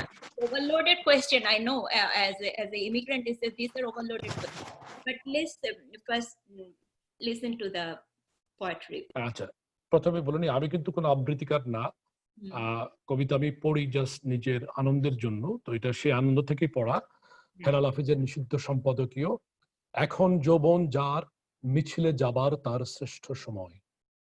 এখন যৌবন যার, যুদ্ধে যাবার তার শ্রেষ্ঠ সময়। মিছিলের সব হাত কণ্ঠ পা এক নয়। সেখানে সংসারী থাকে, সংসার বিরাগী থাকে, কেউ আসে রাজপথে সাজাতে সংসার, কেউ আসে জ্বালিয়ে বা জ্বালাতে সংসার। শাশ্বত শান্তির যারা, তারাও যুদ্ধে আসে, অবশ্য আসতে হয় মাঝে মাঝে অস্তিত্বের প্রগাঢ় আহ্বানে। কেউ আবার যুদ্ধবাজ হয়ে যায় মোহরের প্রিয় প্রলোভনে। কোন কোন প্রেম আছে, প্রেমিককে খুনি হতে হয়। কেউ যদি ভালোবেসে খুনি হতে চান, তাই হয়ে যান। উৎকৃষ্ট সময় কিন্তু আজ বয়ে যায়। এখন যৌবন যার, মিছিলে যাবার তার শ্রেষ্ঠ সময়। এখন যৌবন যার, যুদ্ধে যাবার তার শ্রেষ্ঠ সময়। কবিতাটা লেখার আমি তারিখটাও দেখতে পাচ্ছি, 1 ফেব্রুয়ারি 1969, অর্থাৎ 69-এর গণ অভ্যুত্থানের ঠিক পরপর। হ্যাঁ, দেখুন হেলাল হাফিজ কিন্তু এখানে বলছে যে যে শান্তিবাদী সেও কিন্তু যুদ্ধে যায় অস্তিত্বের যখন প্রয়োজন হয়। আর যেটা যৌবনের কথা বলছেন, তো সেটা আমি গতকাল আলোচনাতে ওই বিষয়টা আমরা বলছিলাম যে দেখুন আসলে মানে আমি আবারও ওই কথাটাই ফিরে যাচ্ছি যে মানে আমার my grandfather was in the prison for 15 years when he was young, like he was উনি যখন ব্রিটিশ বিরোধী আন্দোলনের সাথে যুক্ত হয়েছেন, এবং আমার পরিবারের যারা 71-এ জীবন দিয়েছেন তারা সবাই কিন্তু যুবক ছিলেন। হ্যাঁ, তো এবং আমরা আমাদের এই যৌবনের একটা সময়ে কিন্তু আমরা অভিবাসী হয়েছি। হ্যাঁ, তো এই অভিবাসী হওয়ার পর আমাদের যৌবনের সম্পর্কে, যৌবনের কাছ থেকে আমাদের নিজস্ব চাওয়া পাওয়া, আমাদের পারিবারিক চাওয়া পাওয়াটা ভিন্নতর হয়ে গেছে। যে আমরা সেই জীবন যুদ্ধের যে আহ্বান, সেটাতে আমাদের সাড়া দিতে হয়েছে। এবং আমরা অনেক সময় বলছি যে আমাদের পারিপার্শ্বিক যে অন্যান্য যে দৈনন্দিন জীবনের যে ইয়েগুলো হচ্ছে, অনাচারগুলো হচ্ছে, অনেক সময় বড় রাজনৈতিক ঘটনা নয়। জর্জ ফ্লয়েডের ঘটনাটা এটা কোনো রাজনৈতিক আন্দোলন, এটা একটা একটা পাবলিক স্পেস, সে ঘটনাটা ঘটেছে। আমাদের দৈনন্দিন জীবনে, যে কোনো কারো দৈনন্দিন জীবনে এই ঘটনাটা ঘটতে পারে। তো যে কোনো কেউই আমরা তখন সেই গ্রসারি স্টোরে, সেই গ্যাস স্টেশনে, পাবলিক পার্কিং লটটাতে থাকতে পারতাম। আমাদের it could have been, we could have witnessed it. আমি যেটা বলার চেষ্টা করছি যে এই যে দৈনন্দিন জীবনের যে রাজনৈতিকতা, দৈনন্দিন জীবনের যে প্রতি যে রেসপন্ড করা, সেই জিনিসটা আমরা বাংলাদেশি আমরা আমরা কিভাবে এই ব্যাপারে আমরা আত্মবিশ্লেষণ কিভাবে করব, এটার সাথে মানে আমরা যেখানে আমরা প্রতিনিয়তই বাংলাদেশের বিভিন্ন বড় রাজনৈতিক আন্দোলনের সাথে বা দৈনন্দিন জীবনে কোনো একটা মেয়ের উপরে একটা অনাচার হচ্ছে, সেটার উপরে যে আন্দোলনটা, বড় রাজনৈতিক আন্দোলন তৈরি হচ্ছে, সেখানে আমরা বিদেশ থেকে যুক্ত হচ্ছি, রাইট? বাংলাদেশে একটা বড় রাজনৈতিক আন্দোলন হচ্ছে, আমরা এখানে আমাদের দৈনন্দিন জীবনে যে আন্দোলনটা হচ্ছে, যে ঘটনাগুলো হচ্ছে, সেটার সাথে আমরা আসলে যুক্ত হওয়ার ইয়েটা আমাদের মানে সেখানে আমাদের নির্লিপ্ততা, আমরা কিভাবে এটা ইয়ে করছি। আমার নির্লিপ্ততার শব্দটা ভুল হতে পারে, সেটার সাথেও আপনারা ডিবেট করতে পারেন, please. I'm thinking out, so I'm kind of আমি একটু এইটাতে আমি শুরু করি। এই যে লোপাপার যে এটা বলছিলেন, যে আমার একটু ব্যাক রেফারেন্স দেওয়ার বাজে স্বভাব আছে। যে লোপাপা যেটা বলছেন যে অপরাধ বোধের ব্যাপারটা, ওইটা আসলে আমি এসেছিলাম প্রায় 8 বছর পাস করার পরেও।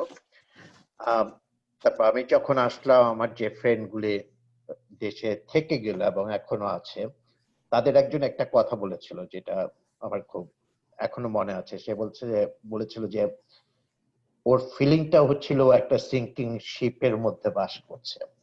মানে ও ঘুরিয়ে ফিরিয়ে আমাকে ইঁদুর বলার চেষ্টা করেছিল বা যাই হোক, but it was A fact যে আমরা হয়তো অনেকেই যে ওই অবস্থা ভাবে চলে এসেছি, যার জন্য আমাদের মধ্যে একটা অপরাধ বোধ কাজ করে, যার জন্য আমরা বাংলাদেশকে কিছুটা ফিরিয়ে দিতে চাই।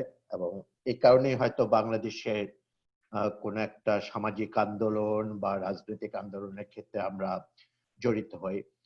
এটা একটা দিক। আরেকটা দিক হলো যে that's kind of our comfort zone. We know the characters দেয়ার।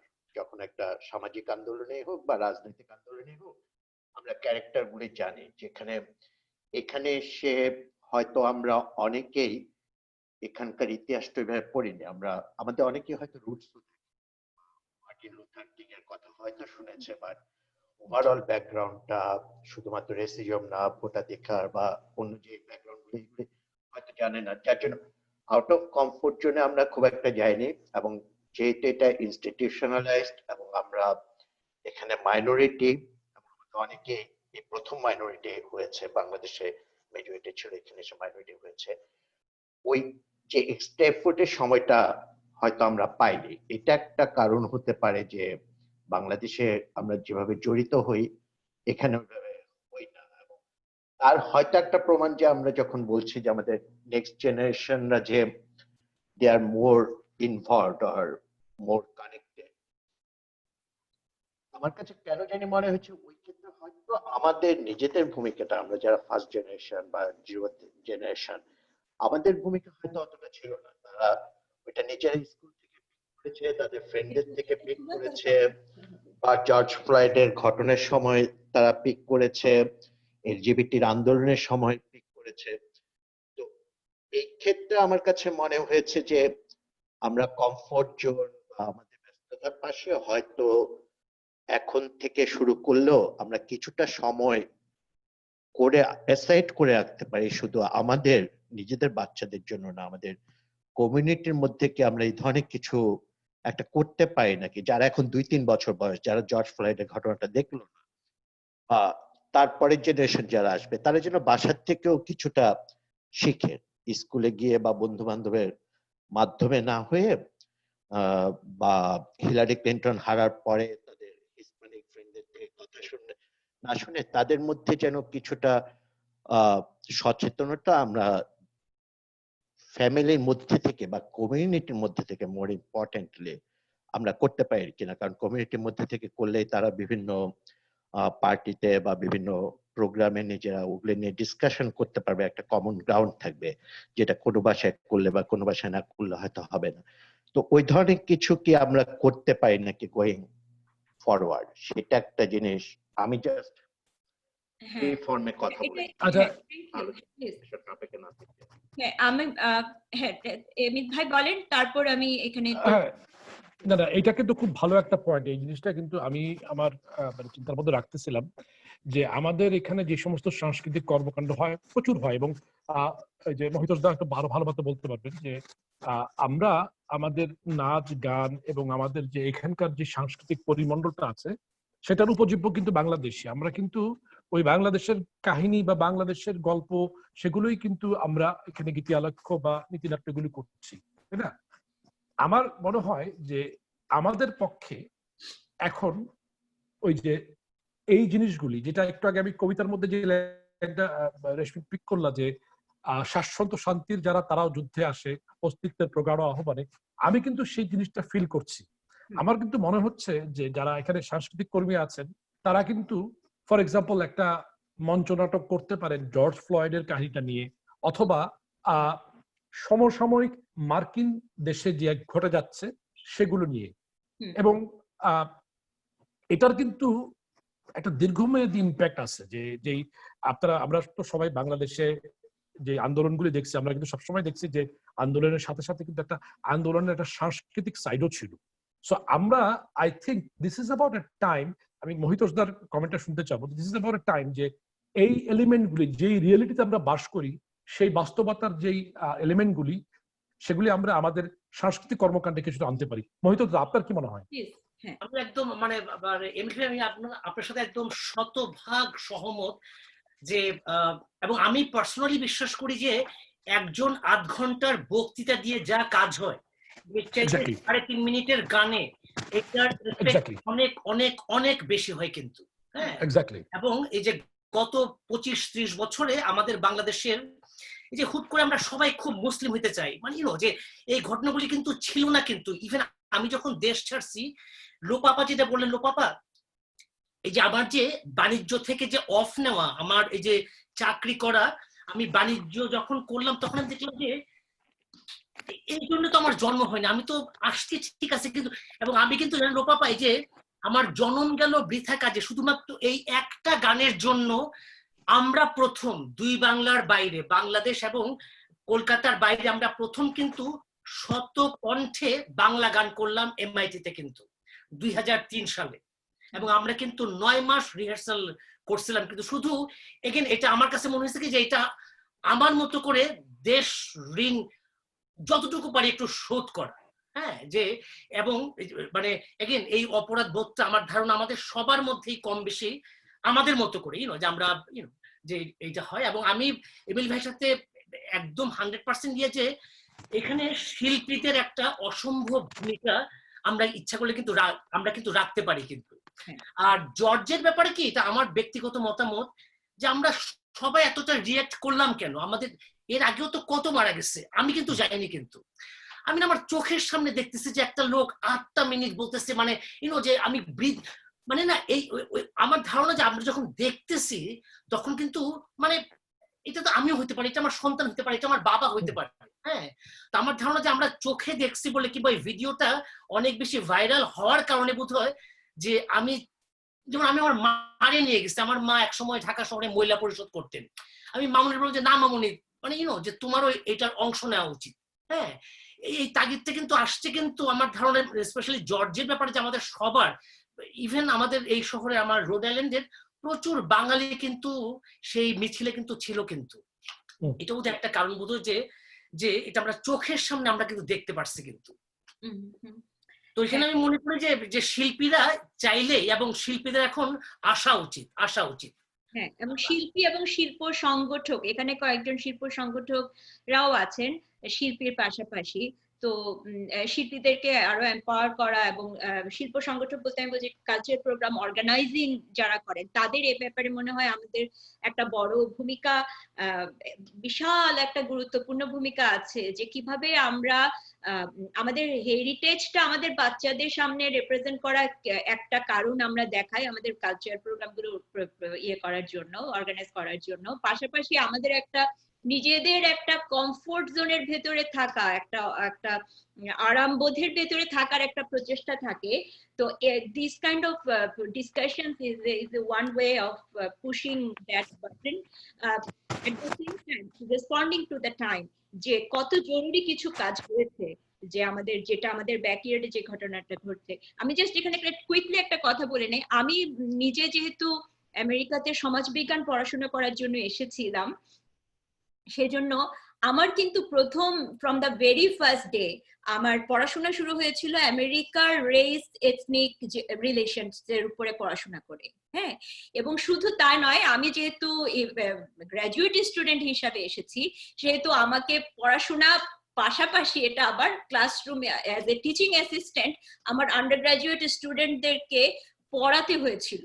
তো আমাকে খুব অল্প সময়ের ভেতরে এ ব্যাপারে আমার জ্ঞান অর্জন করে নিজেকে এমন একটা জায়গায় নিয়ে যেতে হয়েছিল যেখানে আমি আরেকজনকে সেটা পড়াতে পারি।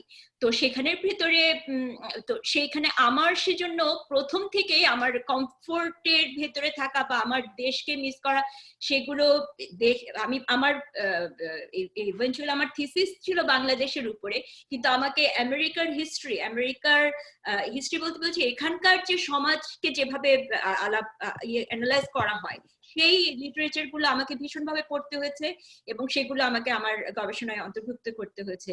এবং এখানে একটা বই, ব্ল্যাক ফেমিনিস্ট থটস, যে বইটা আমার কাছে দ্যাট বুক, পেট্রিশিয়া হিলস কলিন্সের that book still is the book that made my thought process changed, and still I owe to my sociology professors and the books they referred to us and made us read through each and every line of those books to understand the American society, American সমাজের যে race বিষয়ক যে ধারণাটা, সেটা বুঝতে এবং সেটাকে কিভাবে আমাদের বাংলাদেশের একটা সামাজিক আন্দোলনকে ব্যাখ্যা করার জন্য কিন্তু আমি এখানকার বই বা এখানকার চিন্তা ভাবনাগুলোকেই সেখানে ব্যবহার করেছি।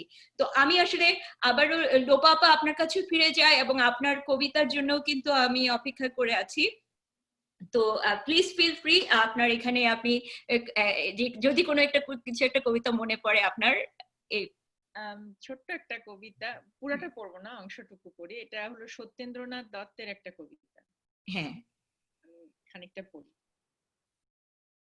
জগৎ জুড়িয়া এক জাতি আছে, সে জাতির নাম মানুষ জাতি। এক পৃথিবীর স্তন্যে লালিত, একই রবি শশী মোদের সাথী। শীতাতপ ক্ষুধা তৃষ্ণার জ্বালা, সবাই আমরা সমান বুঝি। কচি কাঁচাগুলি ডাটো করে তুলি, বাঁচিবার তরে সমান জুঝি।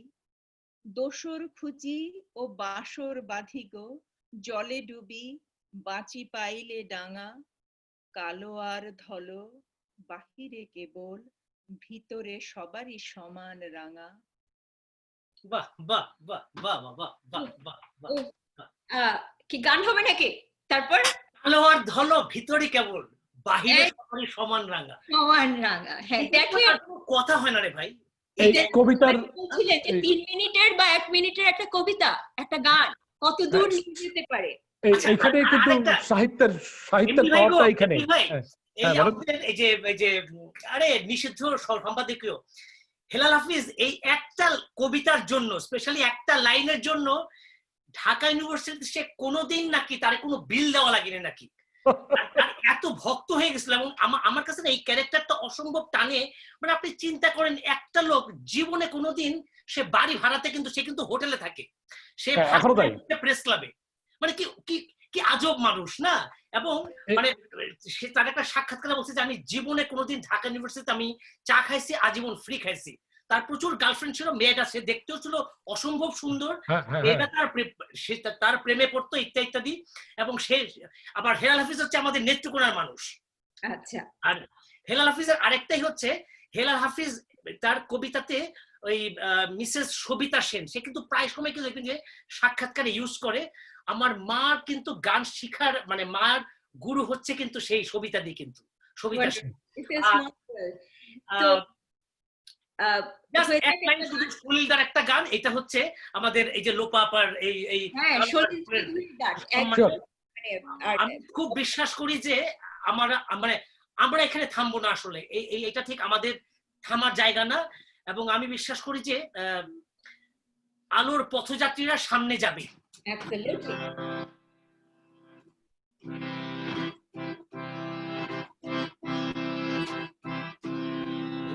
আলোর পথযাত্রী এই যে রাত্রি, এখানে থেমো না, এ বাদুর ঝড়ে আশা করুণিত যেন বেদনা। আমি ক্লান্ত যে তবু হাল ধরো, আমি রিক্ত যে সেই শান্তনা, তব জীর্ণ পালে জয় পতাকা তুলে সূর্য তোরণ দাও হানা। পথযাত্রী এ যে রাত্রি, এখানে থেমো না, আহা বুক ভেঙে ভেঙে পথে ঢেলে শোনিত কণা, কত যুগ ধরে ধরে করেছে তারা সূর্য রচনা।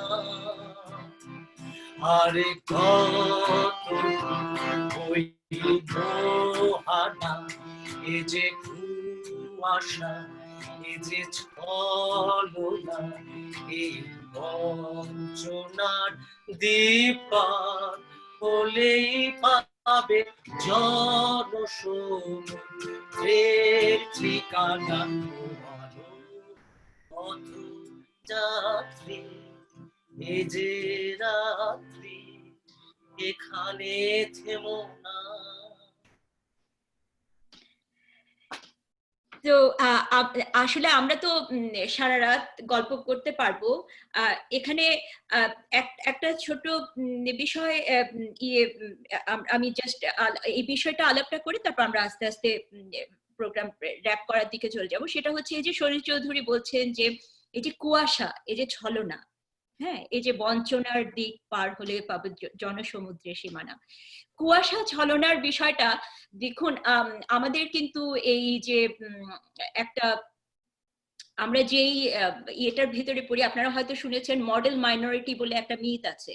হ্যাঁ, তো এটাকে মিথ বলা হয় এই কারণেই যে আমরা যারা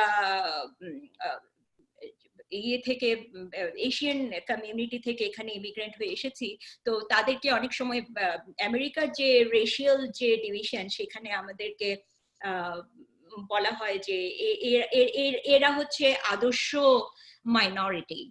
হ্যাঁ, তো এই বিষয়টার ব্যাপারে আপনাদের মতামতটা আমি একটু জানতে চাইবো। পাশাপাশি এইখানে আমি যে বিষয়টা বলে আমি এন্ড করবো সেটা হচ্ছে যে আপনারা আবারও যে আমাদের যে ব্ল্যাক লাইফ মুভমেন্ট বা এই ধরনের মুভমেন্ট গুলোকে আপনারা আপনাদের নিজস্ব আইডেন্টিটি থেকে সেটাকে একটা প্রোগ্রেসিভ মুভমেন্ট বলে মনে করেন কিনা, তারপর এই বিষয়ে আমাদের কি করণীয় সেগুলো বলে আমরা র‍্যাপ আপ করব। ব্ল্যাক লাইফ মুভমেন্ট একটা প্রোগ্রেসিভ আন্দোলন নাকি, আমি একটু বলি, আমার একটু দ্বিমত আছে। প্রোগ্রেসিভ আন্দোলন না, এমিল যে বললো বেঁচে থাকার আন্দোলন। প্রোগ্রেসিভ আন্দোলন তো আমাদের দাবির আন্দোলন, 69-এর দাবির আন্দোলন ছিল প্রোগ্রেসিভ আন্দোলন, হয়তো ধরতে পারো। মুক্তিযুদ্ধ তা ছিল না, মুক্তিযুদ্ধ ছিল অস্তিত্ব টিকিয়ে রাখার আন্দোলন। ব্ল্যাক লাইফ মুভমেন্ট একটা অস্তিত্ব টিকিয়ে রাখার আন্দোলন। ওই প্রোগ্রেসিভ ইমপ্রোগ্রেসিভ ওই সব না, জাস্ট বেঁচে থাকার অধিকার চাচ্ছে।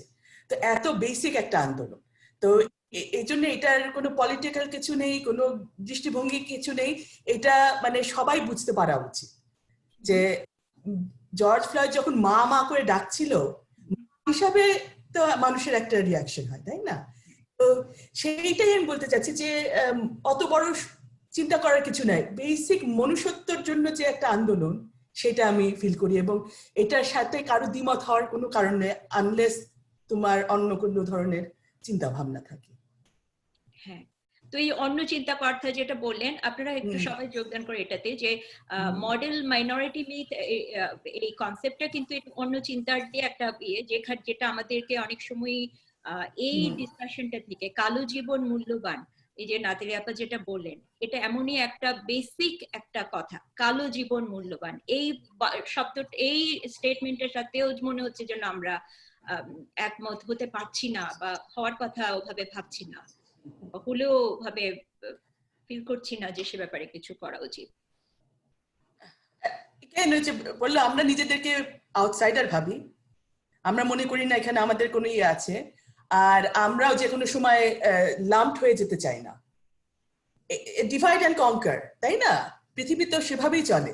তো আমরা চাই ওদের থেকে তো আমরা বেটার, এইভাবে দুনিয়া চলে। বুর্জুয়া যেটা আর কি, কোট আনকোট বুর্জুয়া ইয়ে, যে আমরা শীর্ষে থাকবো না, কিন্তু ক্ষমতার সুযোগ সুবিধাগুলো আমরা পাওয়ার সুযোগ বেশি অন্যদের চাইতে। এক্স্যাক্টলি, এবং আমরা ওইভাবে নিজেদের আইডেন্টিফাই করি।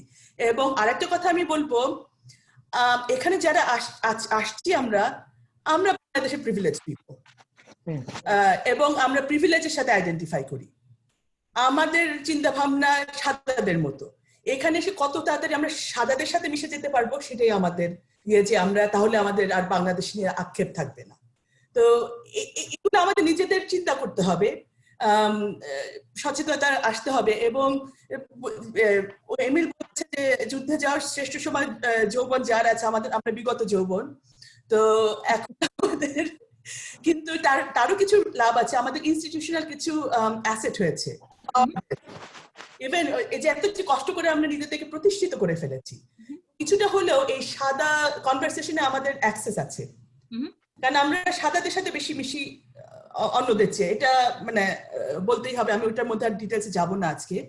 তো এইটা আমাদের ইউজ করতে হবে, এটা আমাদের ব্যবহার করে যাতে এই দরজাটা আরো খুলে যায়, এটার ব্যবহার আমাদেরই করতে হবে, এটা আমাদের দায়িত্ব। এই মডেল ছেড়ে দিলে হবে না। এক্স্যাক্টলি। আর আরেকটা জিনিস, আমরা একটা কারণে মডেল মাইনরিটি, যে আমরা কিন্তু, আচ্ছা বাই দ্য ওয়ে, আমরা কিন্তু ডিরেক্ট বেনিফিশিয়ারি 60s এর সিভিল রাইট মুভমেন্টের। একদম আমরা একটু ওটার বিষয়টা নিয়ে বলি, 60s এর সিভিল রাইটস মুভমেন্টটা কিভাবে আমাদেরকে বেনিফিট করেছে।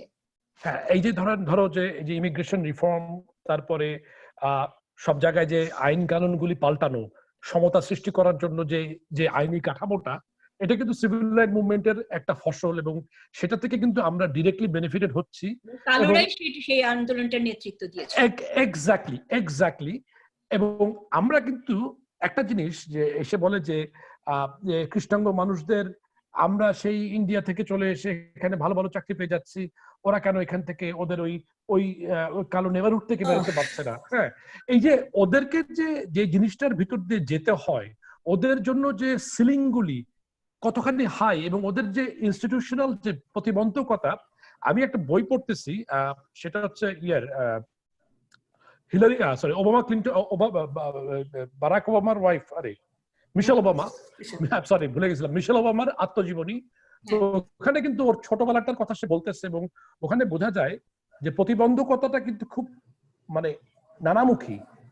তাকে স্কুলে ট্রিট করছে কালো মেয়ে হিসাবে, আবার কালোদের কমিউনিটিতে সে ট্রিট করছে যে সে কেন কালোদের মতো করে কথা বলে না, সে কেন, তার অ্যাকসেন্ট নাই কেন। হ্যাঁ, সো ও কিন্তু কালোদের মতো চুল না, কালোদের মতো চুল নাই, তো ও কিন্তু দুইটা পৃথিবীর চাপের মধ্যে পড়ে যাচ্ছে। সো আমরা কিন্তু ভাবি যে চাপটা একমুখী, সেটা কিন্তু না।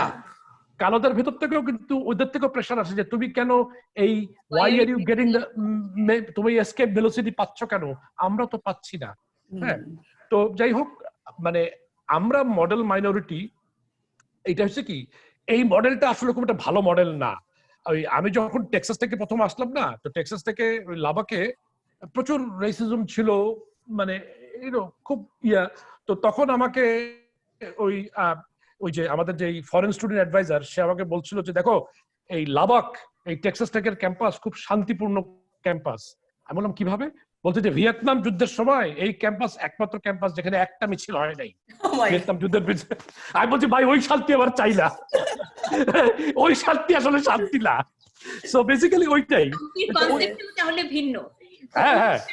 আসলে এমিল ভাই আসতে যাচ্ছি যে মানে নাতালি আপা যেটা বললেন, আপনি যে বলেন যে আমাদের একটা এক্সেস আছে প্রিভিলেজ বা প্রিভিলেজ সোসাইটি বা ইয়েতে, তো আমরা যেই শান্তিটার কথা বলছি, আমি ব্যক্তিগতভাবে শান্তি বলতে বুঝি একটা মনুষ্যত্ববাদী সমাজ, একটা সোশ্যাল জাস্টিস কে পুরোপুরি এনশিওর করতে না পারলেও সেই সোশ্যাল জাস্টিস মুখী একটা সমাজ, সেই সমাজটাই আমার কাছে শান্তিময় সমাজ, যেখানে যেখানে যেখানে অবরুদ্ধতা নেই, যেখানে আমি আমার বাচ্চাকে প্রোটেক্ট রাখতে পারছি, কিন্তু আমি জানি যে আরেকটা নেবারহুডে আরেকটা বাচ্চা আছে যে বাচ্চাটা প্রোটেক্টেড না।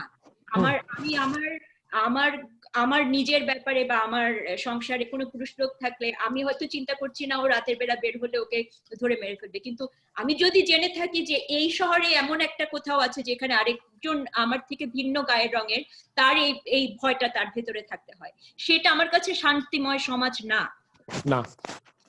তো এই যে এই বোধটা আমরা আসলে এটার জন্য আমরা কিভাবে কোনো কিছু করতে পারি এই সচেতনতাটা তৈরি করার জন্য নিজেদের ভেতর, এবং আমাদের যে যতটুকু প্রিভিলেজ আমাদের মডেল মাইনরিটি মিথ আমাদের যদি কোনো প্রিভিলেজ দিয়ে থাকে সেখান থেকে।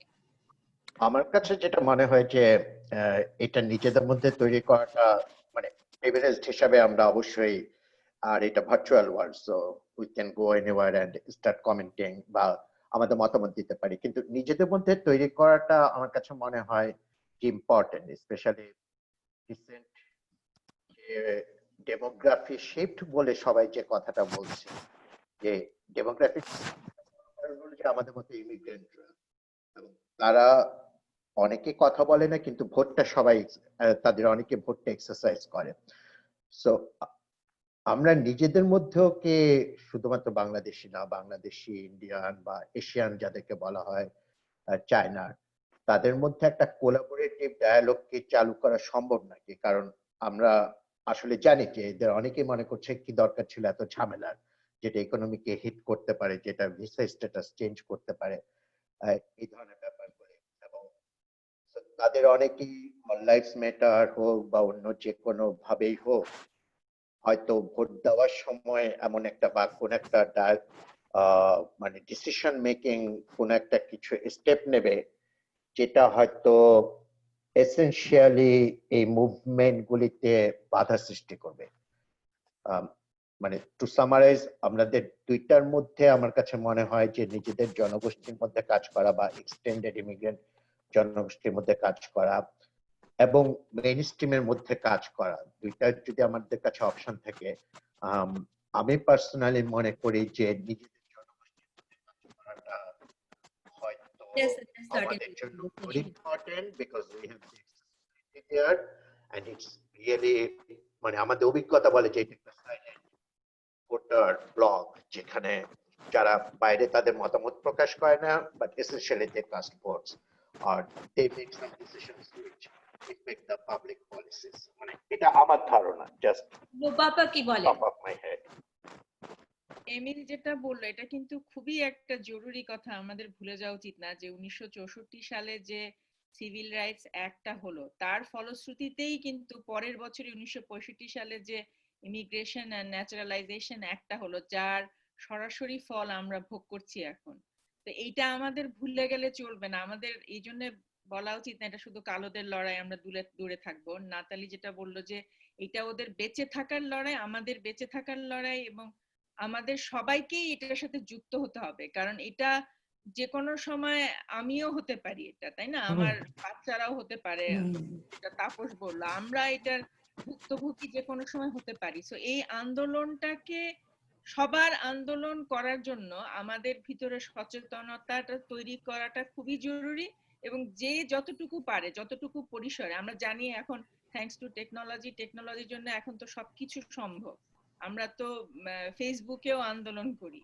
তো আমাদের ক্ষুদ্র পরিসরে হোক, যার যেভাবে হোক, সেভাবেই এই আন্দোলনটার সাথে যুক্ত হওয়া উচিত। কারণ বিনা বিচারে কোনো অপরাধ ছাড়া একটা মানুষকে যে মেরে ফেলা হবে, এটা কিন্তু সহ্য করার মতন জিনিস না, এটা একটা সুস্থ সমাজ না, এবং আমরা চাই না যে এই সমাজে থাকতে। সেজন্য যে যেভাবে পারে আমাদের যুক্ত হওয়া উচিত, এবং আমাদের যাদের টেকনোলজিতে অ্যাক্সেস আছে, এই সচেতনতাটা আমাদের ছড়িয়ে দেওয়ার জন্য যতটুকু সম্ভব আমাদের চেষ্টা করা উচিত আসলে। এবং আমি খুব ছোট্ট একটা জিনিস অ্যাড করবো এখানে, যে এর ভিতরে আমি আবার ওই তোমার ওই রাজনীতির ব্যাপারে আসতেছি, যে সত্যিকার অর্থে তুমি যদি কোনো পরিবর্তন আনতে চাও, তোমাকে ওই রাজনীতির আশ্রয় নিতে হবে। সবচেয়ে বেশি পরিবর্তন আনতে পারে রাজনৈতিক পরিবর্তন। এবং তুমি হয়তো জানো যে এখন সেকেন্ড জেনারেশনের অনেকেই কিন্তু রাজনীতি বিমুখ হচ্ছে না। এবং এই মুহূর্তে আমি যে এখানে থাকি টেক্সাসের, একটা বাংলাদেশি মেয়ে কম্পিট করতেছে হাউসের জন্য। সে মানে তার ইলেকশনটা প্রাইমারিতে সে সেকেন্ড পজিশনে ছিল, সো রান অফ ইলেকশন হবে। তো এইগুলি কিন্তু শুভ লক্ষণ। আমাদের কিন্তু একটা রাজনৈতিক দায়বদ্ধতাও আছে এখানে। আমাদের কিন্তু কিছুটা হলেও রাজনৈতিক একটা দর্শন থাকা উচিত, এবং সেই রাজনৈতিক দর্শনের জন্য আমাদের কাজ করা উচিত। এটা এক নাম্বার। আর দ্বিতীয়টা হচ্ছে যে সাংস্কৃতিক এবং সামাজিক দায়বদ্ধতা। সাংস্কৃতিক কথাটা আমরা আগে বলছি, কিন্তু সামাজিক দায়বদ্ধতাও আছে, যে সমস্ত স্বেচ্ছাসেবক সংগঠনগুলি যে সমস্ত পাড়া পিছিয়ে আছে তাদের যেখানে কাজ করে, সেগুলিতে আমাদের শ্রম দেওয়া উচিত। তো আমি মনে করি যে এই অস্তিত্বের যে প্রগাঢ় আহ্বানটা, এটার কিন্তু অনেকগুলি ওয়ে আছে যেগুলিতে আমরা আমাদের কমফোর্ট জোনের ভিতরে থেকে আমরা কাজ করতে পারি। সো এটাই বলতে চাচ্ছিলাম। হ্যাঁ, আমি একটা ছোট্ট কথা বলে শেষ করে দেই আমার বক্তব্য। আমি যখন এখানে প্রথমে আসি, আমি এখানে হিস্ট্রি ক্লাস নিতে হয়েছিল।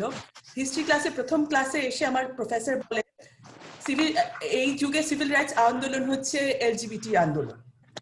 তো আমি ওইটার ফুল দেখেছি, যে আমি 91-এ এসেছি, এই ইয়েটা লিগাল হয়ে যাওয়া, ওরা যেইভাবে অ্যাপ্রোচ করেছে 1% at a time। তো আমরা যদি বড় কিছু করতেও না পারি, আমরা দুইজনের সাথে কথা বলে যে দুইজনের দৃষ্টিভঙ্গি বদলাতে পারি, এটাই কিন্তু অনেক বড় জিনিস। যে মানে রাইট প্লেসে রাইট টাইমে তুমি যদি থাকো, ডু দ্য রাইট থিং। এই করলেই, সবাই যদি এই কাজটা করি, আমার মনে হয় এটা অনেক বেশি সফল হবে। হ্যাঁ, আমার এই আজকে কনভারসেশনের স্টার্টটাও একই কারণেই। আমি আমার অবস্থান থেকে চুপ করে থাকাটা আমার পক্ষে মনে হয়েছে যে it's not the time to stay quiet, and it's time to talk and talk more, start reflecting more. তো তাপসদা, এই যে কালো জীবন মূল্যবান, এই বিষয় নিয়ে আপনি মানে অ্যাজ এ কনক্লুডিং রিমার্ক, আপনি কোনো মানে আপনার এর পরবর্তীতে মানে আপনি আমাদেরকে একটু ডিরেকশনও দিতে পারেন। আপনি যেহেতু এই যে সঙ্গীত ভিত্তিক গণ আন্দোলনের সাথে অনেক বছর জড়িত, মতো বা খেলাঘরের মতো এত ফাউন্ডেশনাল লেভেলের যে অর্গানাইজেশন গুলো আমাদের কত বড় ভূমিকা রেখেছে আমাদের রাজনৈতিক আন্দোলনের সঙ্গীতকে একত্রিত করার ব্যাপারে। তো আমরা কিভাবে করতে পারি, অন্যান্য স্টেটে যারা আছি, যে কিভাবে আমরা সঙ্গীতকে আমাদের নিজেদের ব্যক্তিগত সচেতনতা পাশাপাশি আমাদের পরবর্তী জেনারেশন, আমি প্রথমত আমাদের ব্যক্তিগত সচেতনতার জায়গাতেই সঙ্গীত এবং সংস্কৃতির ব্যাপারটা আমি সবসময় ঝাঁকে চলায় বিশ্বাস করি। আমি সবসময় সমবেত কণ্ঠে গান গাইতে ভালোবাসি। কিন্তু এই গত 15ই মার্চ থেকে, কোভিড শুরু হওয়ার পর থেকে, এবং আমি কিন্তু ফেসবুকে কখনো কিন্তু আমি আমার ইনফ্যাক্ট আমি কখনো একক গান গাইওনি। এই 15ই মার্চ থেকে আমি একদম রিলিজিয়াসলি অলমোস্ট প্রত্যেক দিন আমি একটা করে, কিন্তু আমার মতো করে কিন্তু একটা করে গান আমি কিন্তু পোস্ট করি। আর এই জর্জ ফ্লয়েডের পর থেকে আমার মোটামুটি যত গণসঙ্গীত আমার জানা ছিল, আমি কিন্তু প্রায় দিনেই কিন্তু আমার মতো করে আমি গানগুলি শেয়ার করি বন্ধুদের সঙ্গে, এবং আমি মনে করি যে আমার দিক থেকে আমি যদি এইটুকু করি, আমার ছেলে এখন আমাকে দেখে। এবং আমাদের বোধহয় আরেকটা বোধহয় বড় সমস্যা যে আমরা যা বিশ্বাস করি, আমরা যদি আমরা যদি আমাদের বিশ্বাসটুকু, আমাদের সুন্দরটুকু যদি আমরা যদি আমাদের সন্তানদেরকে যদি সবটুকু যদি দিতে পারি, এইটাও কিন্তু আমি মনে করি একটা কিন্তু বিরাট পারা হবে কিন্তু। হ্যাঁ, যে সে আজকে বাংলাদেশের 50 বছরের একটা দেশ, রাইট? যদি 10,000 যদি সুন্দর মানুষ যদি 71-এ যদি থেকে থাকতো, তো সেখানে তো আজকে তো অন্তত আমাদের 5 লক্ষ তো সুন্দর মানুষ তো বাংলাদেশে থাকার কথা রে ভাই। আমি কিন্তু পাই না কিন্তু ভাই, একদম অনেস্টলি বললাম। এবং একটা যেটা হয়ে গেছে কি যে পাই না আর কি। যাই হোক, মানে যে আমার ধারণা যে আমরা বলি একটা, আমরা বিশ্বাস করি আরেকটা, এটা বোধহয় আমাদের একটা জাতিগতই বোধহয় একটা সমস্যা আর কি। আমি মনে করি যে আমি আজকে যেটা যা বিশ্বাস করি, এটা বাইরের কেউ নাও যদি হয়, আমি যদি আমার সন্তানকেও যদি দিয়ে যেতে পারি, এইটাও একটা কিন্তু বড় দেয়া হবে আর কি। আর অফকোর্স যে আমরা যে যার জায়গাতে যেটা লোপা আপা বললেন, যে আমরা যদি, যেহেতু এখন এটা যেহেতু ইন্টারনেটের যুগ, হ্যাঁ, যে আমরা ইন্টারনেটটা আমরা আমাদের মতো করে, যে আমরা ঘরে না, আমরা তোমাদের সবার সঙ্গে, আমরা সারা বিশ্বের সবার সঙ্গে আমরা থাকবো আমরা, হ্যাঁ, আমরা আমাদের মতো করে কিন্তু ছোটখাটো আন্দোলন ঘরে থেকে আমরা কিন্তু করতে কিন্তু পারি আর কি। হ্যাঁ হ্যাঁ, তো লোপাপা আরেকটা কবিতা হবে নাকি, তারপর আমরা শেষ করব? করা নাই, এখন সময় লেগে যাবে, নেক্সট টাইম। আচ্ছা, অবশ্যই। তো আমি আপনাদের আসলে সবাইকে অনেক ধন্যবাদ জানাচ্ছি। আমার মনে হয় যে এই যে সলিল চৌধুরী যে আমাদের, I mean, one of the main composer, music composers of our time, যেরকম করে বলেছেন যে ও আলোর পথযাত্রী, এখানেই থেমো না। আমার মনে হয় যে আমাদের আসলে আমরা অভিবাসী হই, বা আমাদের, আমি প্রধানত অভিবাসী জীবনের কথাই বলবো, আমরা সবাই অভিবাসী, কিন্তু আসলে আমাদের এখানে থামার কোনো অবকাশ নেই। তো আমরা যদি আলোর পথযাত্রী হই, তাহলে আলোর সন্ধানে আমার মনে হয় যে আমাদেরকে ছুটে চলতেই হবে। আর সে আলোটা হচ্ছে অবশ্যই আমাদের সমাজের, যে সমাজে আমরা বসবাস করি, সেইটা আমাদের সেই সমাজের যে নৈতিক অবস্থানটা, এবং এখানে অনৈতিকতার পেছনে অনৈতিকতার বিরুদ্ধে আমাদেরকে মুখ খোলা এবং সেটার ব্যাপারে কথা বলা, সচেতনতা তৈরি করা, এগুলো নিজেদের ক্ষেত্রে এবং আমাদের কমিউনিটি লেভেলে এসব ব্যাপারে কথাবার্তা বলা এবং পদক্ষেপ নেওয়া, এগুলো মনে হয় আমাদের খুব জরুরি। তো আমি আসলে অনেক অনেক অনেক ধন্যবাদ আপনাদের সবাইকে। So it's such a delight for me, আমার যে এতগুলো বন্ধুকে একসাথে পাওয়া একটা সুন্দর সময়ের জন্য। অনেক ধন্যবাদ জয়দীপ, নাতালি আপা, লোপা আপা, এমিল ভাই এবং তাপস দা। হ্যাঁ, মারিয়া, সবাইকে এমিল ভাইকে মারিয়াই বলে ফেলছিলাম। হ্যাঁ, তোমাকে অনেক ধন্যবাদ। রেশমি তোমাকে ধন্যবাদ। থ্যাংক খুব ইউ। চমৎকার একটা হ্যাঁ। বিকাল সন্ধ্যা কাটলো।